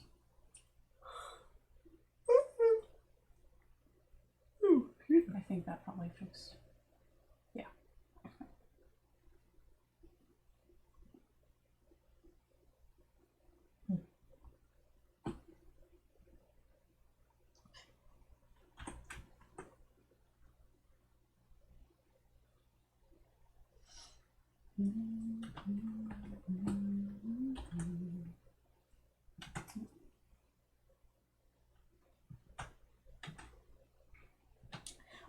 Oh, Matt asks, Did you guys say you'd been playing some video games? I have been. I've been playing a lot of Fallout 76. I don't play video games. I don't have the patience. But yeah, Elena has been really enjoying Fallout, and I enjoy watching her play. Like, I enjoy watching Let's Plays, and I enjoy watching her, but I don't want to actually play myself. I remember, y'all, the last time I got excited about trying to play a game, it was, what were those ones with all the different kinds of zombies? Were they Left 4 Dead? Oh, no, Last of Us, right? No. I mean, those are with, like, fungus zombies, which are really cool. Let me see, I think it's Left 4 Dead. Yeah. Anyway, they've got these, like, different classes of zombies, like tanks and smokers and lickers and all this stuff. And Lickers? yeah, they have these really long tongues. Ooh. Yeah, they're cool looking, though. And it sounded interesting, and it was being offered for free on Steam, so I downloaded it, and at the time I had a MacBook, so I tried to play it, and I couldn't even figure out how to pick up ammunition. So within the first 15 seconds of every time I started this game, I was getting eaten. And it was very frustrating, and this happened about 20 times, and I gave up, and that's the last time I tried to play a video game. I feel like we could fix that.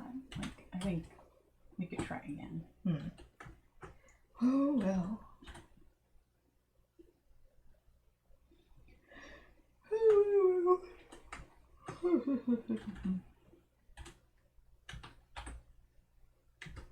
No, it wasn't Resident Evil. I do think it was Left 4 Dead. Yeah.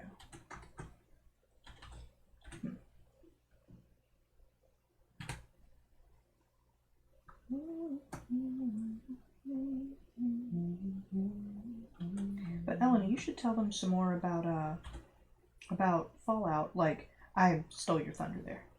Oh, I've watched my brother play other Fallout games before. Yes, Winkle, you watch me play it a lot.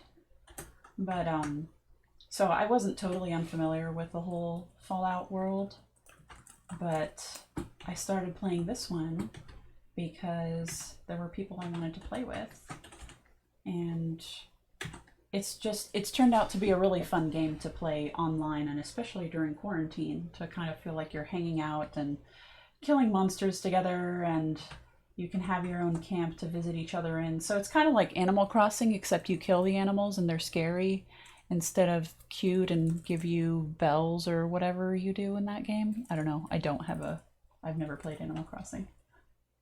Oh, Britt says, okay, I can say my girlfriend. So yes, I wanted to play with my girlfriend. Britt eavesdropping on the conversation. Hi, Britt. Hi, Britt. Hey, babe.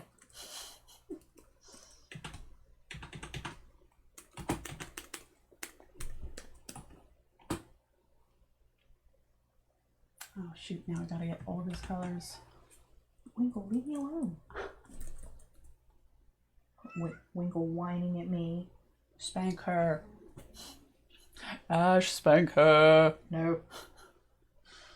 Aurora, whenever you remember your Sister Claire related question, please feel free to ask it. No pressure. We're here. Pressure. Oops. We'll bleep it out. What happened? She was like, I didn't say you could say my name. I was like, okay, for the recording, we'll bleep it. Sorry, person. God.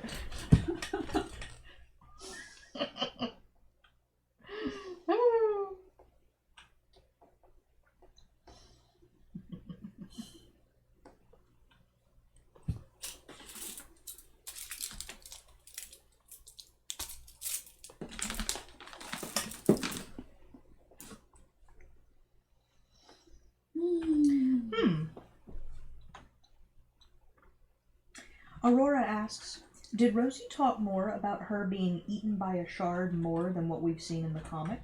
Like, her experience? I'm trying to... No, I don't think so. I don't think she's ever talked about it in the comic. Mm-mm. Or in Missing Moments, for that matter. Yeah. We haven't done many missing moments that are set, like... I don't think we've done any that are set after the, like, in the present or past of the comic.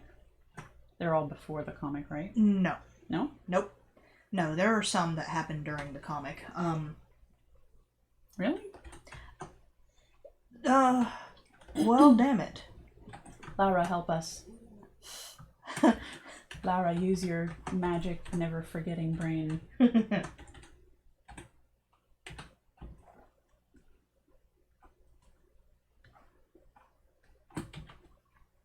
Yeah, this is what I was thinking of. Matt said there's that one missing moment of Rosie and Marie getting ready for leaving the Abbey. Yeah.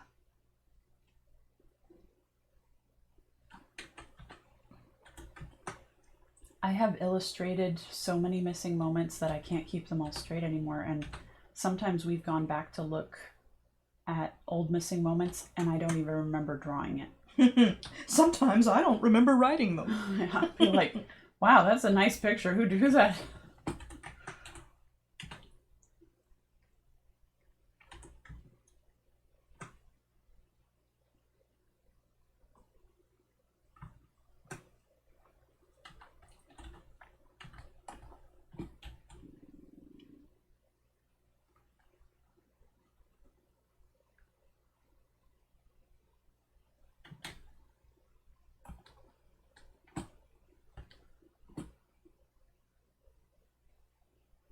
Oh man. What? I combined these layers and messed everything up. I mean, it's not all messed up, it's just annoying. It's just not perfect anymore. And that shall not stand.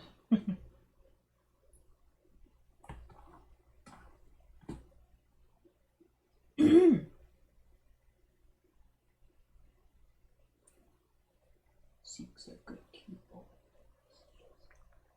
But yeah, back to Fallout 76. If anybody here plays that and would like to be my friend on there, you can come look at my camp. And we can kill giant monsters together. And Wastelanders is coming out on Tuesday, which is an update to the game that will put actual human NPCs in it. So everybody... Because so far, the game has been set 25 years after the war. And everybody that you meet is a skeleton, because nobody else was in the vault, except you and your other vault dwellers.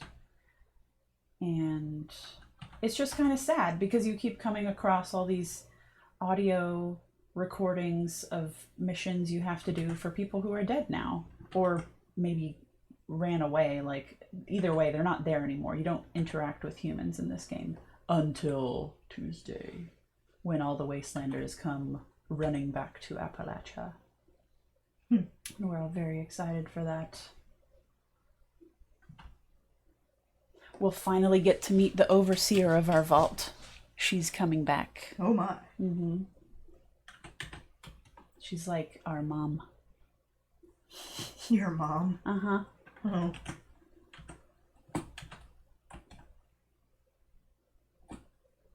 Well, maybe like in the same sense as Matron Mama Morton was everybody's mom in Chicago. When you're good to mama, Mama's good to you.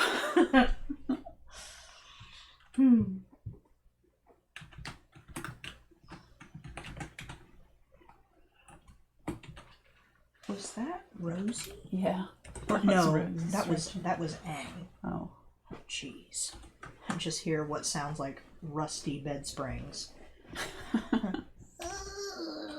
I do all of our pets have horrible voices, except Winkle, who is an angel and has the voice of one.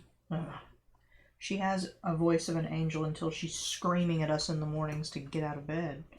Or if she hears me just, trying to get up and use the bathroom at 3 a.m., she's like, "Oh, rise, everyone! Rise! Greet the day!" Just in the hallway, abruptly. My favorite, this sounds weird to say, but one of the funniest noises that she makes is the one right before she's about to throw up. Because it's like a howl. And then you hear... That's when I go looking for a paper towel. It's like, no. No. Bless, no. Small blessings, we don't have carpet anymore. Except that nice rainbow one in the living room. Nothing is sacred. Great.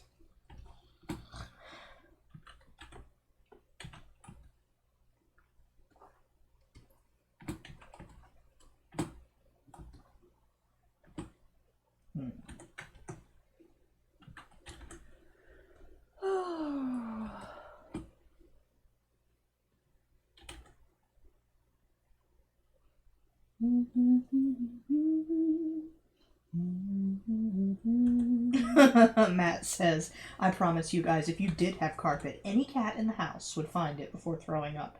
Matt, oh my god. So yesterday, alright, first, preface, Zeke has a special blanket that he likes to sleep under on top of the ottoman in the living room. And yesterday it smelled like death and also had cat barf on it. So I cleaned off the barf and washed it so it would not smell like death or be stained with nast. And it was nice and clean, and I tucked Zeke under it last night. And then, the dogs sleep in our bedroom with us, but in, their beds. And then this morning when I got up, what did I find but new cat barf on the freshly laundered blanket? And it was like, damn it. Why? Wait. Also, tell them what else Aang did. Oh, yes, and he crapped outside the cat box. Like right outside the litter box. He is so stupid. I think he just hovers his butt the wrong way. Or he thinks, I'm on the litter box, that's enough. That's good enough. And I'm like, I'll just do this right over the edge. God. And before anyone asks if it was clean, it was. It was clean. The litter box itself, I mean. Yeah.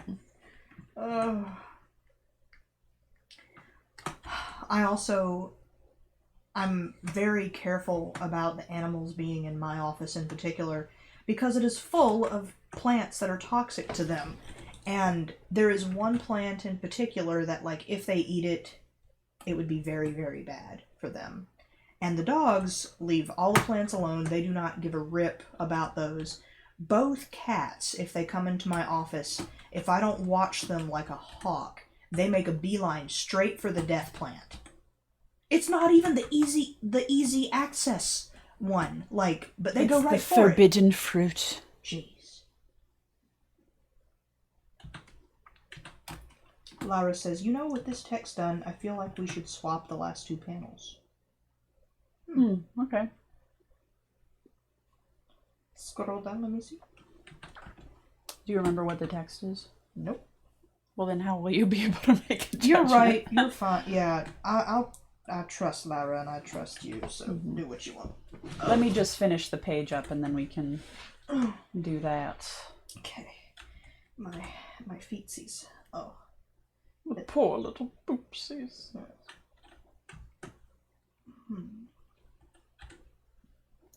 Now I've got Mama Morton's song stuck in my head.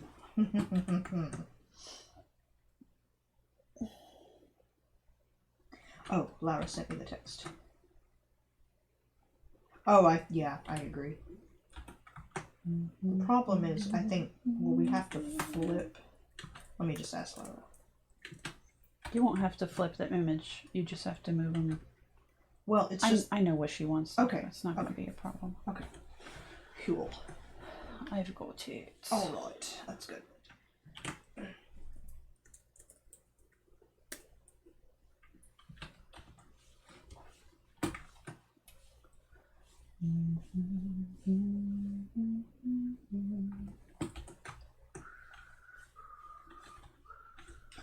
Diane says, my cat smacks the wall and the litter box to cover his poop, but never the litter. Same! Same! Our cat Aang, as much as he is a beautiful cat and he is so sweet, he has so many flaws, y'all. He sheds like a total mofo, even though I brush him like constantly, and he poops outside the litter box sometimes, which is gross, and he also poops these like giant, disgusting, human-sized turds and then doesn't cover them up. So if you're like walking anywhere within the vicinity of the laundry room, you're suddenly hit with this wave of stank, and you're like, oh, and gagging. You have to go to the litter box and deal with that. I'm sure she who shall not be named is really eager to come visit us when you talk about our house in such a manner.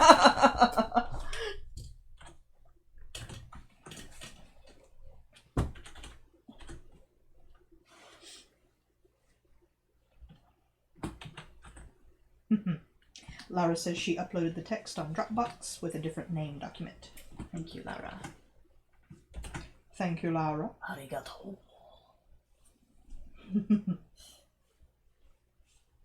I have vague memories of someone telling me I wasn't using the right form of thank you in Japanese. What was that about? I'm not gonna worry about it. Anyway, yeah. Matt says, I saw a glimpse of Kat and Oscar smiling and my heart broke a little. We need a short story of them going on a non-tragic date. Mm-hmm. Tell someone to pay for a story on Patreon, and I will write you the most beautiful story of a non-tragic date between Oscar and Catherine. It will be glorious.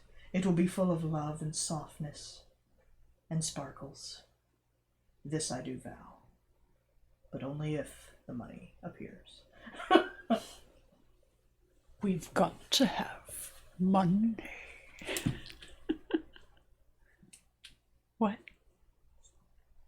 Say more? Sing more. I don't know the whole song. Money and I. We go together like apple and pie. Money is such a beautiful word. Quite so. Quite so.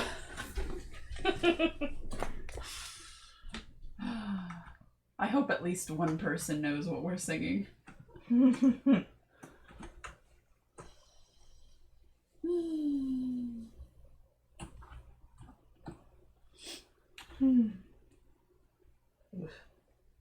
Abraham's muscles. Mm-hmm. Her Muscles. And her little itty bitty hand. Oops, I made it the wrong color.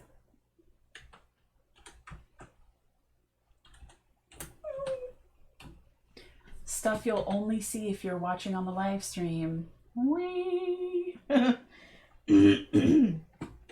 you will never see it when it's up to its, or down, shrunk down to the regular size on the page.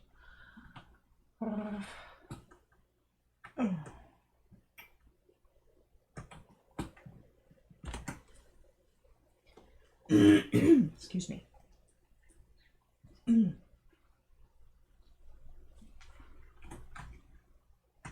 Whoa, that's a cool effect. Just seeing the shadows. Just the shading on the... Yeah. Yeah. Whoa. It looks weird. Ghostly Abraham.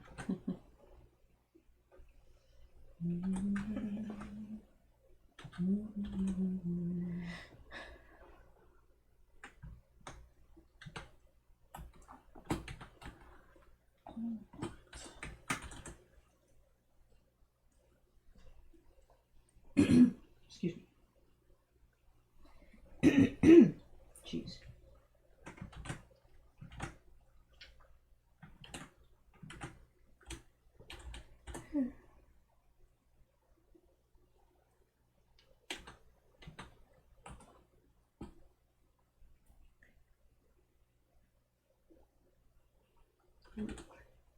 You should have like spit and foam like flying out of Abraham's mouth.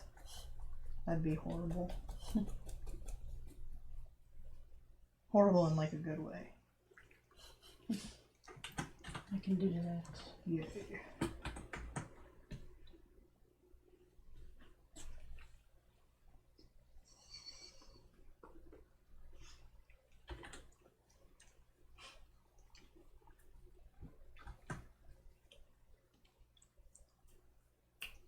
What are those gross noises? Rosie. Rosie Actually, being nasty. And chewing on himself. Animals. Disgusting.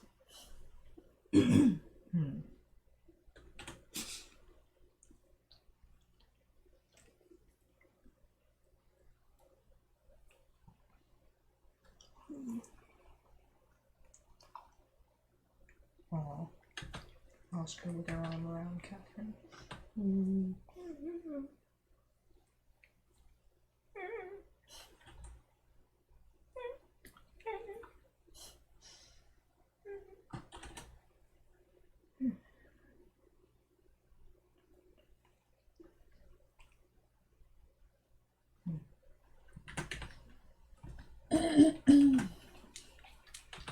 Any other questions?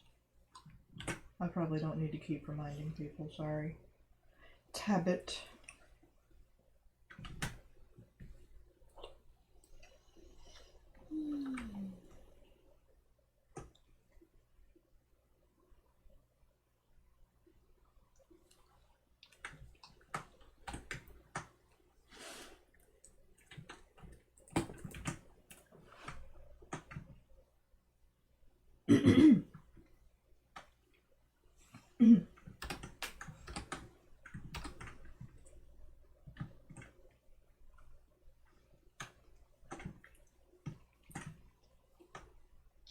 Oh, Dan says, have you seen Knives Out? I haven't yet, but I hear it's a lot of fun.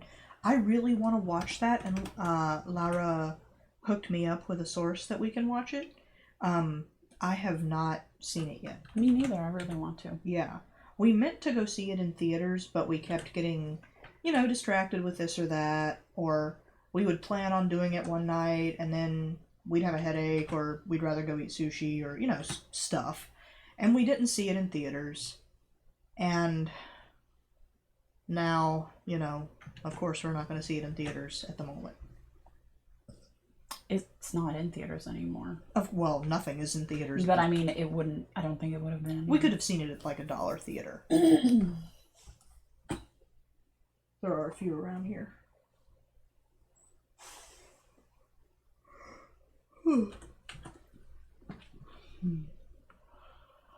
I was telling Elena yesterday that's something that I really wish I could do right now.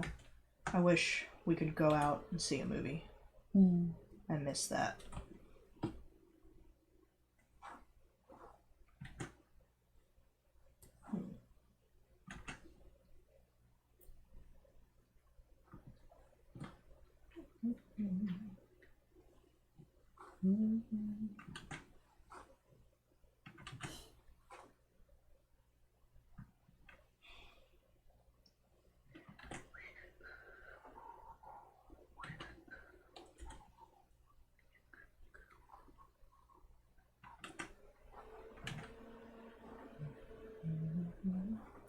I still have not gotten the handle of doing these kind of gradients in Clip Paint Studio. I don't know which way I have to move the mouse to.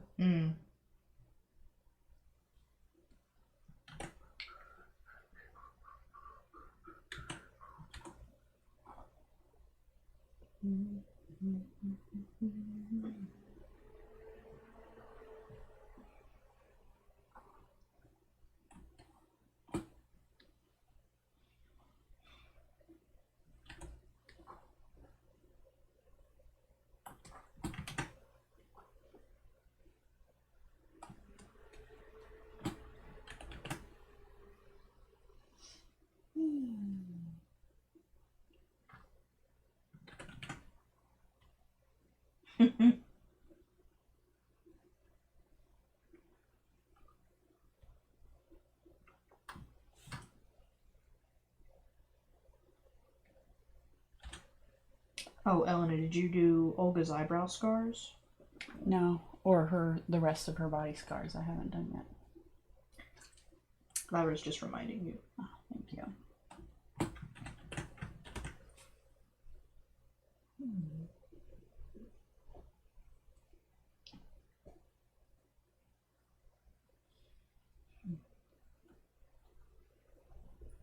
Z, stop kicking me.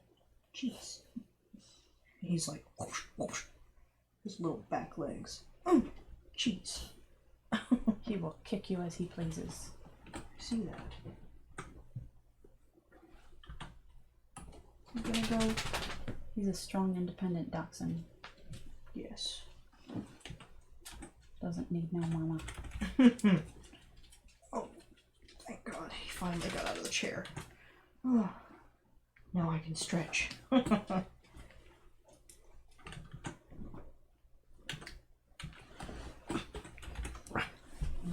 Seppi says, I feel like Olga's probably saying something more like, why are you still standing here? We gotta run or she'll crush us. We'll see.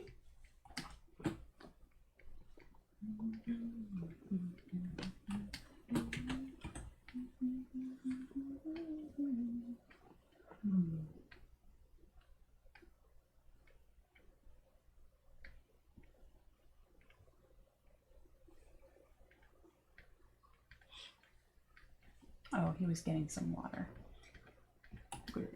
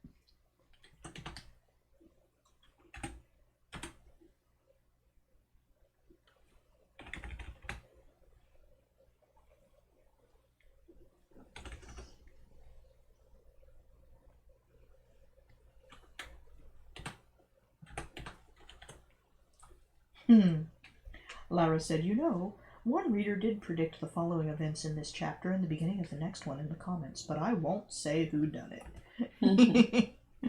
Oh, that's just cruel. Matt did the little eyes emoji.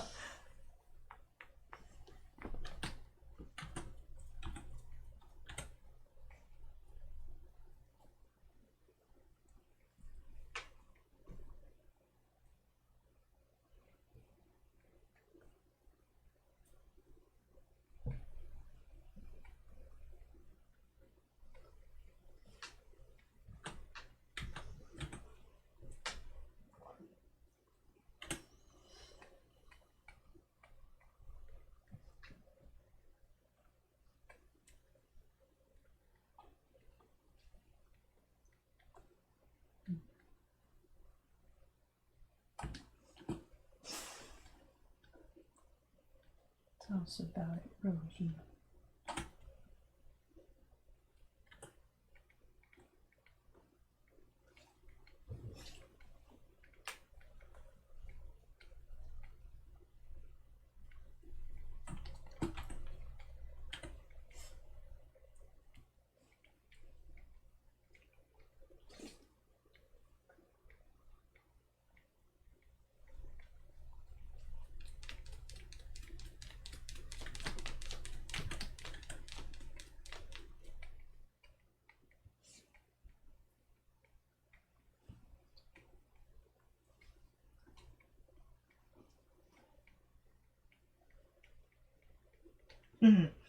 Diane said, "She's technically been were-baboon since she was young, right? Just had it under control." Yeah. Like, yeah. And she's got it, like, under wraps right now, too. She has found her inner peace. Inner peace. Yeah, Lara said, more like she had it way suppressed. That's true.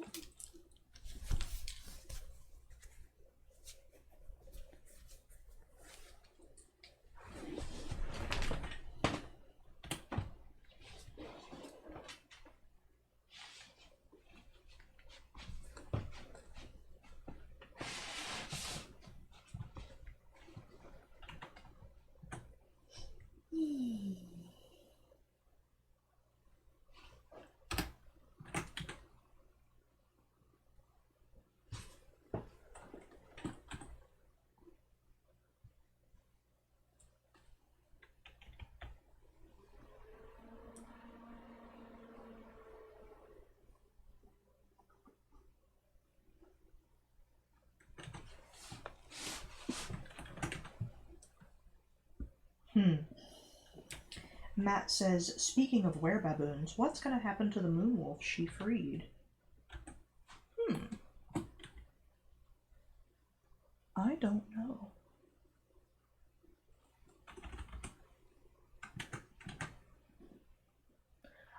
I want to say that it is no longer contagious.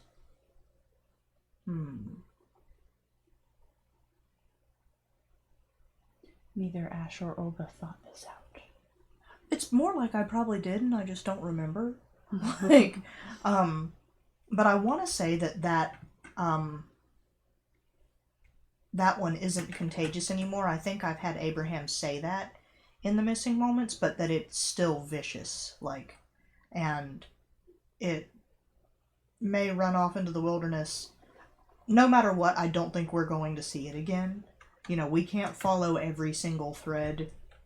That's what fanfic is for. Exactly. Write a fanfic about the moonwolf that Olga freed.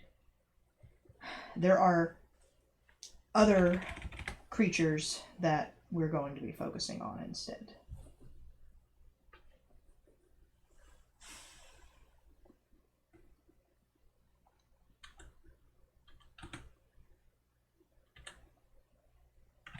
In my head, I started hearing the Creature of the Night song from Phantom. Not from Phantom, actually, from the Rocky Horror Picture Show. Oh. Creature of the Night. Excuse me.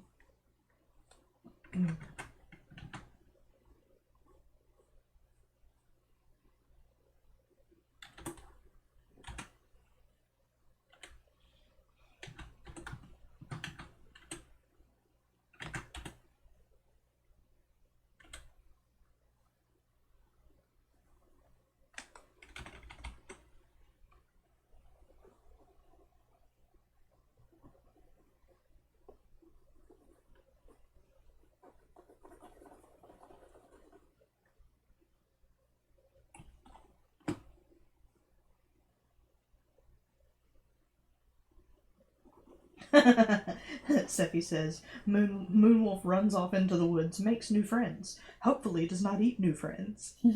Yeah. The Moonwolf is quite old.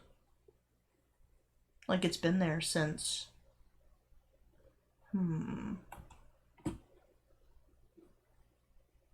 Clementine.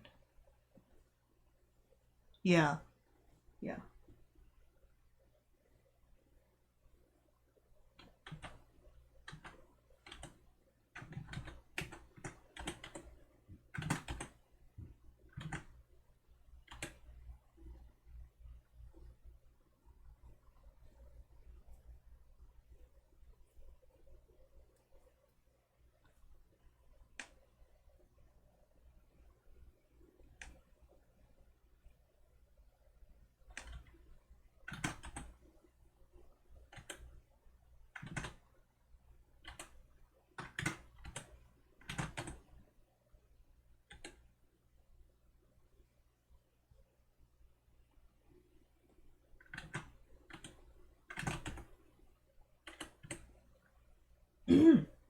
Sephi says, oh, well, there was a question first.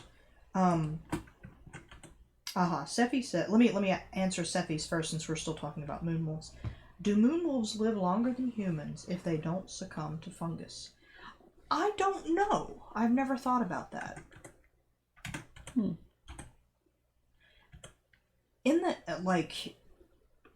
don't take this as, super canon, because honestly, you could do what you wanted with it. These are not, super established rules or anything, but my thought would be that, if a moonwolf doesn't succumb to the fungus, a lot like Olga, they would go on living normal lifespans. Olga, in particular, is a pretty unique case in that I feel like it's kind of fused with her innate magic. But in general, I would imagine that moonwolves don't live that long after they pass the contagious part of their life cycle. Once that's happened, the virus has no use for them anymore, and they would die. Maybe the moonwolf in the Helsing Abbey has been kept alive by Abraham as a study tool. And I don't even mean that in a cruel way. But it is cruel, but you know what I mean.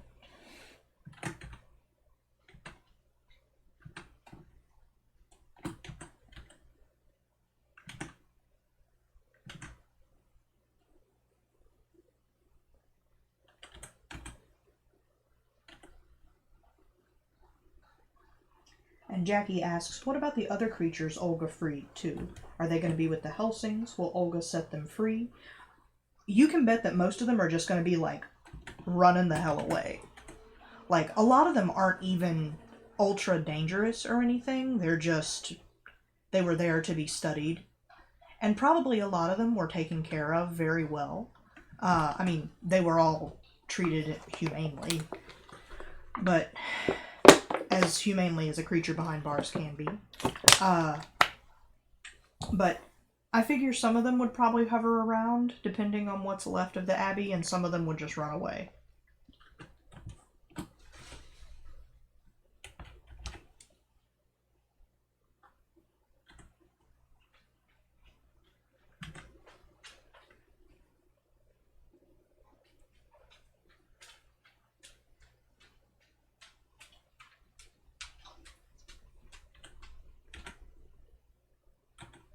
I had once...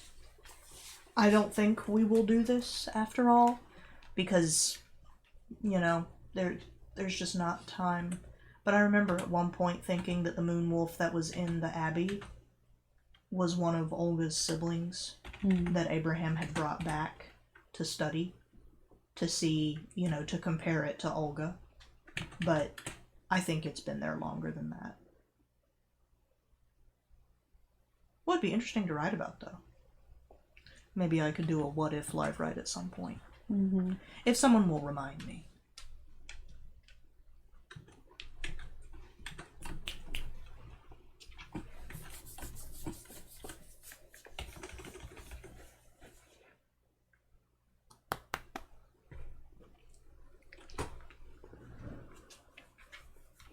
Sephi says, that would have been super sad. As though that would stop me. Oh, so many things in Sister Claire are really super sad. Yeah.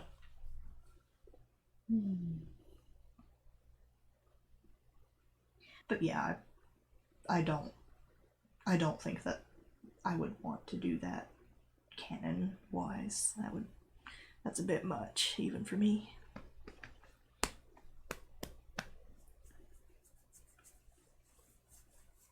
Rosie just had to come over for butt scratches. Yeah. The dog Rosie, not the dead Rosie. As I'm drawing Rosie's sword and blood in the snow. Sorry. Have a little respect.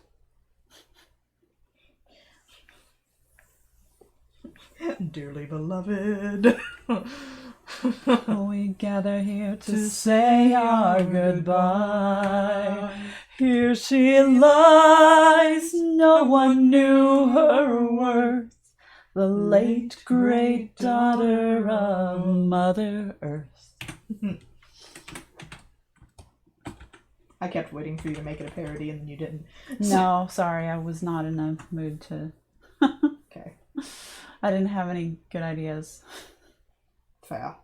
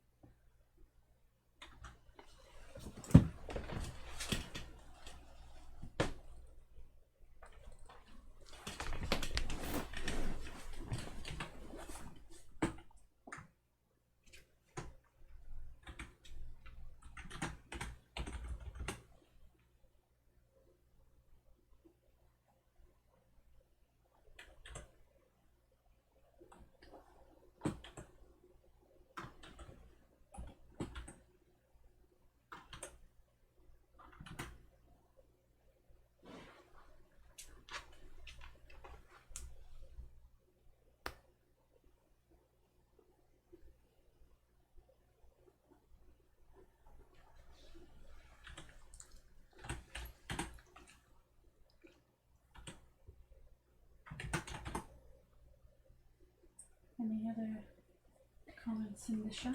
Lara said, "Oh, Elena, we might have to mirror that panel of the sword. I think the snow trail went the other way." I'm pretty sure I did it the other way.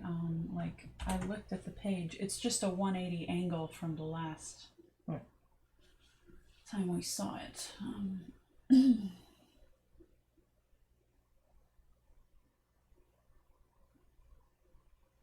Yeah, no, I got it right.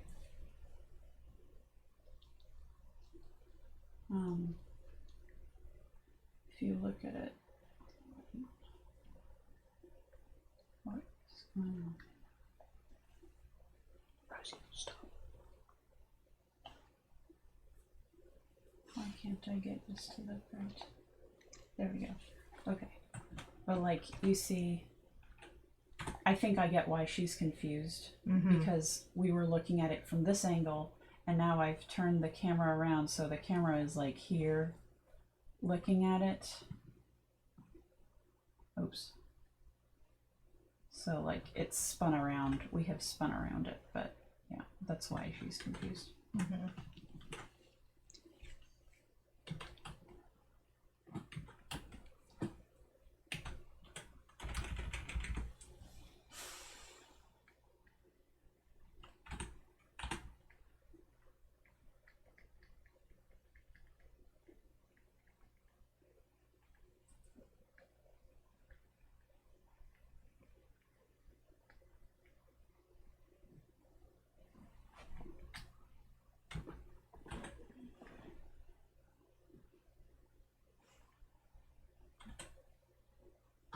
Geez, that shadow. That's really good, Ona. Yeah, I like it. I really like it. I'm glad.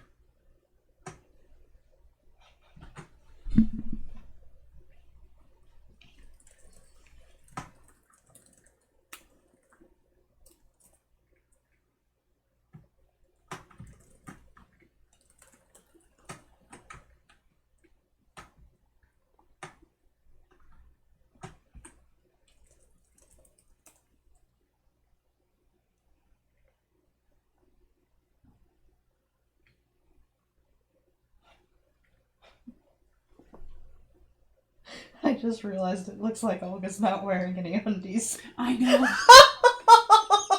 Well, I mean, how would you know if she was? I know. It's just her little bare ass on the really cold wooden cart.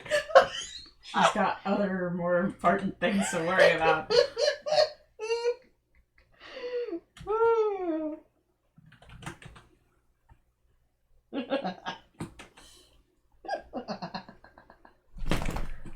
Rosie, you scared me so bad when you did that.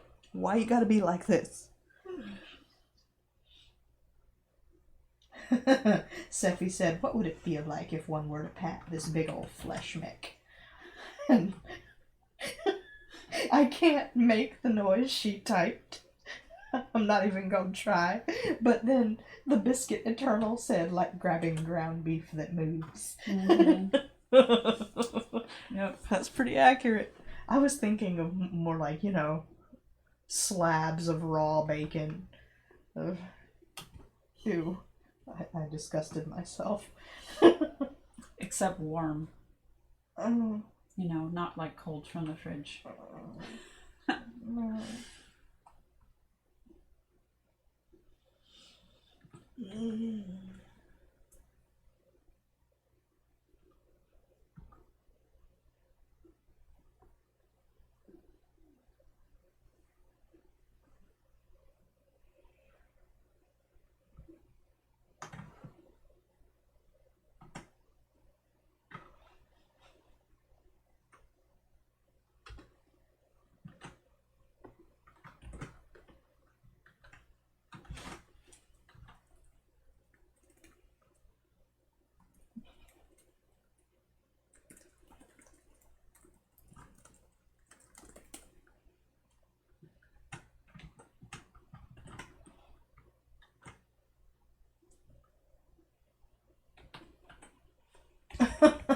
Seffi says, wait, would it be warm? How alive do we consider this? Oh yeah, it would be really, really warm. And gross. And drippy. I disgusted myself again. Yeah.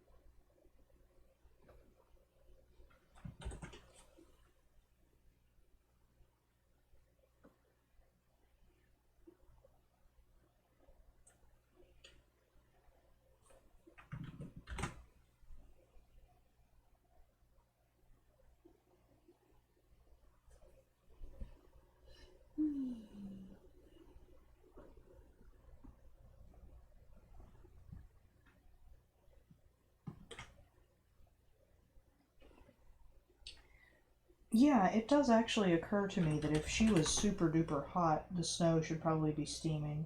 So let's just pretend she's not. Because screw that. I don't want to give Elena something else to go back and fix.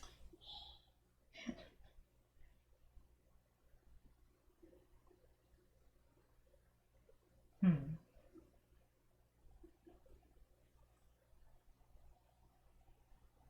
Should we tell them about that really great mammal pun that you came up with the other day? Did I come up with a great mammal pun? Yeah, don't you remember what you wanted her to say in reference to the... I can go uncredited for this one. It's too late now. Oh, or should I save it?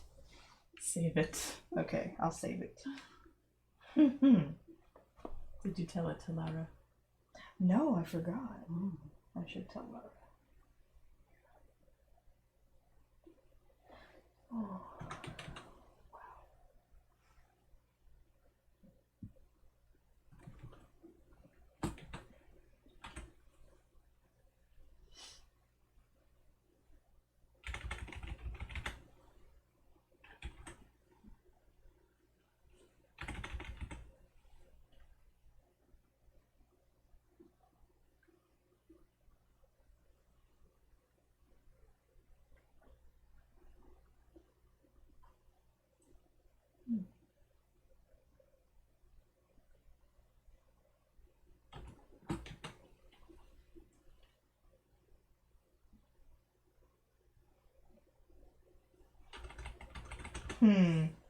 Yeah, Sephi's right.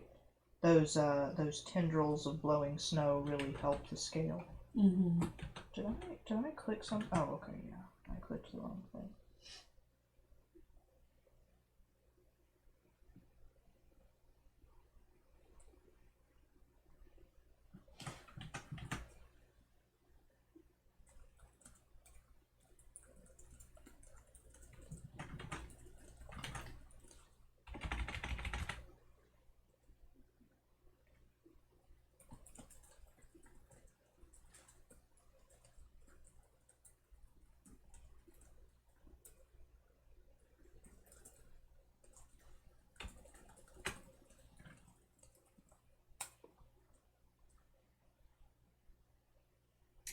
Oh, I actually have a question for y'all in reference to the character profiles we've been doing recently. You know how the last page of each one is an interview? If there are any particular interview questions you would like to see us use, I'd like to know what they are. And feel free to send them to us at admin@sisterclaire.com, or you can send them to me on Tumblr, or you can say them now. Laura and I typically use like a large interview questions document, and we just pick some that we think would, be relevant. And to keep things interesting, we don't just want to use the same ones over and over again. Some of them I think we've used more than once because it's poignant that way, depending on the question. But if there is something you'd like to see, let us know. Maybe we'll use it.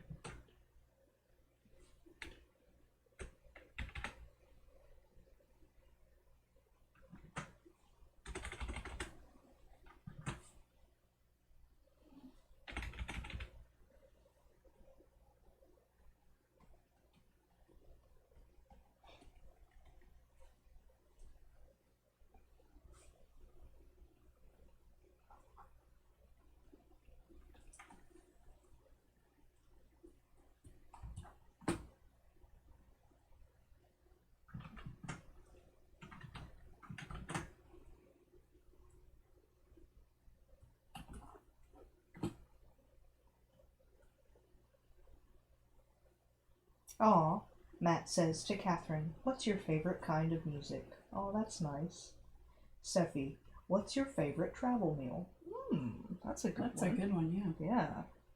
Yeah, keep them coming, y'all. These are good.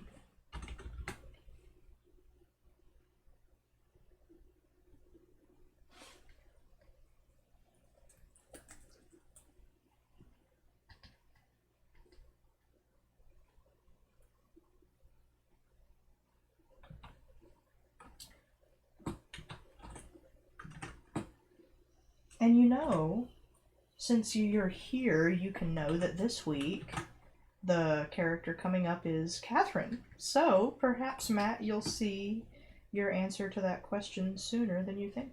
Mm. Well, not really, because I just told you we're about to do Catherine. But you'll see it soon. There you go. That's what I meant to say.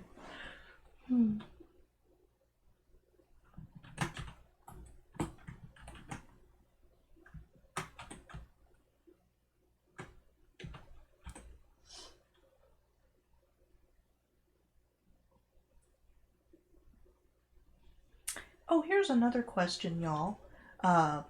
And please feel free to keep interview questions coming if you have suggestions for those. But for live streams in the future, what times tend to work best for y'all? Like, when would you prefer to see them? Like, evening live streams like this, is that good? Would you prefer to see some during the day? Like, I'm sure we'll vary it up some just so we can hit different time zones. At this point, Ash, like, everybody is kind of in a quarantine schedule, so I don't know that it matters as much as it normally would. Well, not necessarily. You know, some people are essential workers and stuff. Mm-hmm. You know. Not everyone's having the same experience we are. I know. I know you do. I know. I didn't mean that to sound condescending. I'm sorry. I'm sorry. But yeah, like, what times would live streams be good, and what would y'all like to see? Do you want to see more in progress live streams? Like, do you want to see Elena watercoloring? What about other projects, like when she works on the Elastigale stuff? Mm-hmm.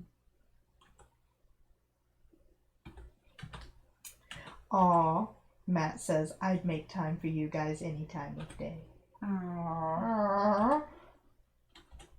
Oh, you. Aurora says, I can't wait to see Catherine kitty-fied. I bet she'd be super adorable.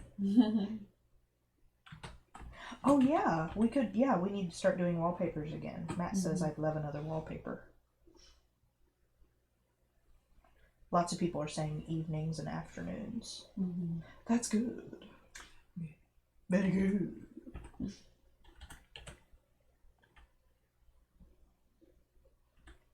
Yeah, like, pretty much the only time I really don't want to do them is in the morning.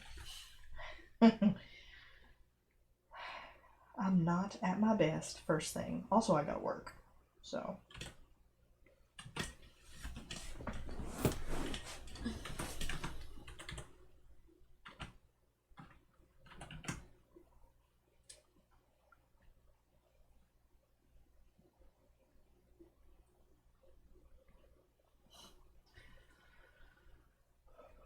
What? My computer just gave me a reminder that was like, Did you know? Page is posted. and I'm like, no, it's not, because I'm doing it right now.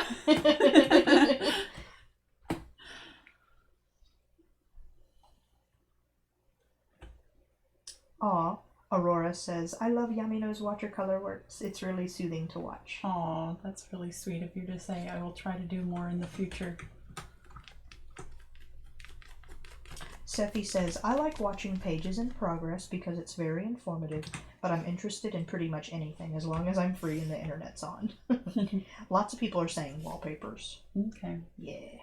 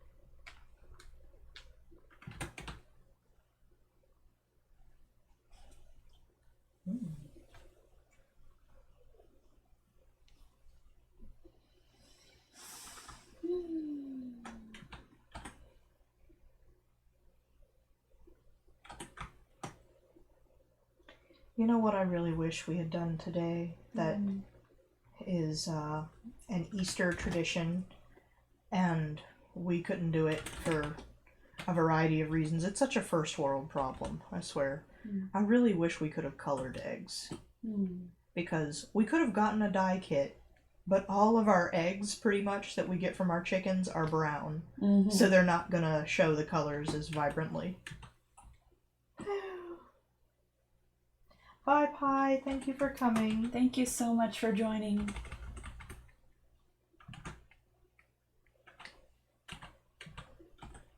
Matt said, God, these poor moms. Something's gotta go right for them soon. Maybe it will. Maybe check back in the last chapter of book 3.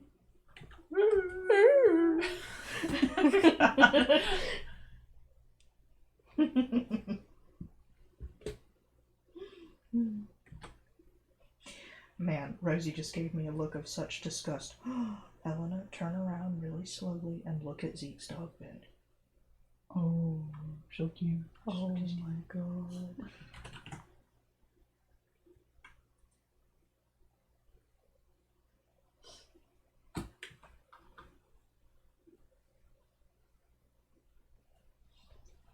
I don't think I understand what you mean, Seffi. She said maybe you could try dyeing the eggs with red onion skins and a resist?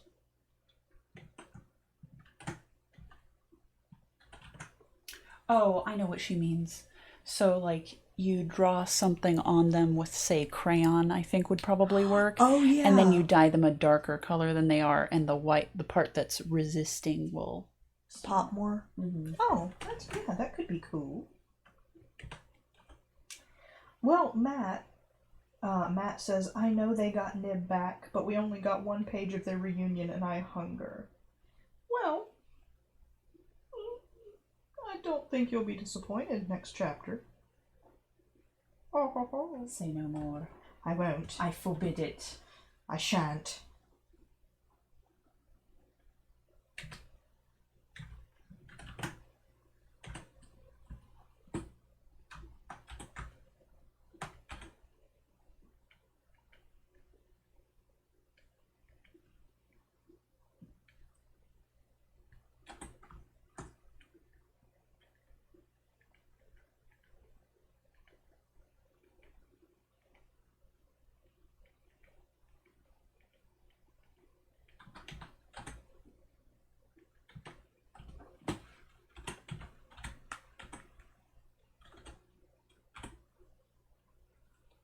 Shoot, we missed Claire's birthday this year, didn't we? Yeah, darn it. Oh well, that's okay.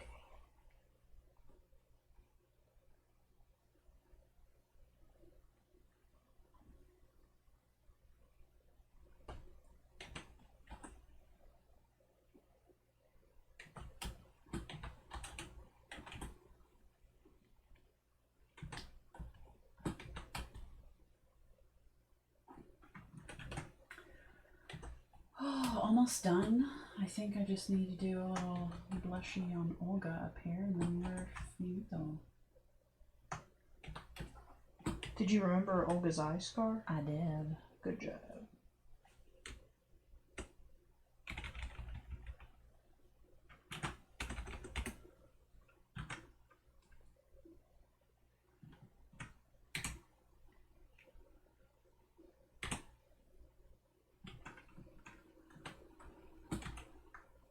So since we're finishing up the page, last call for questions.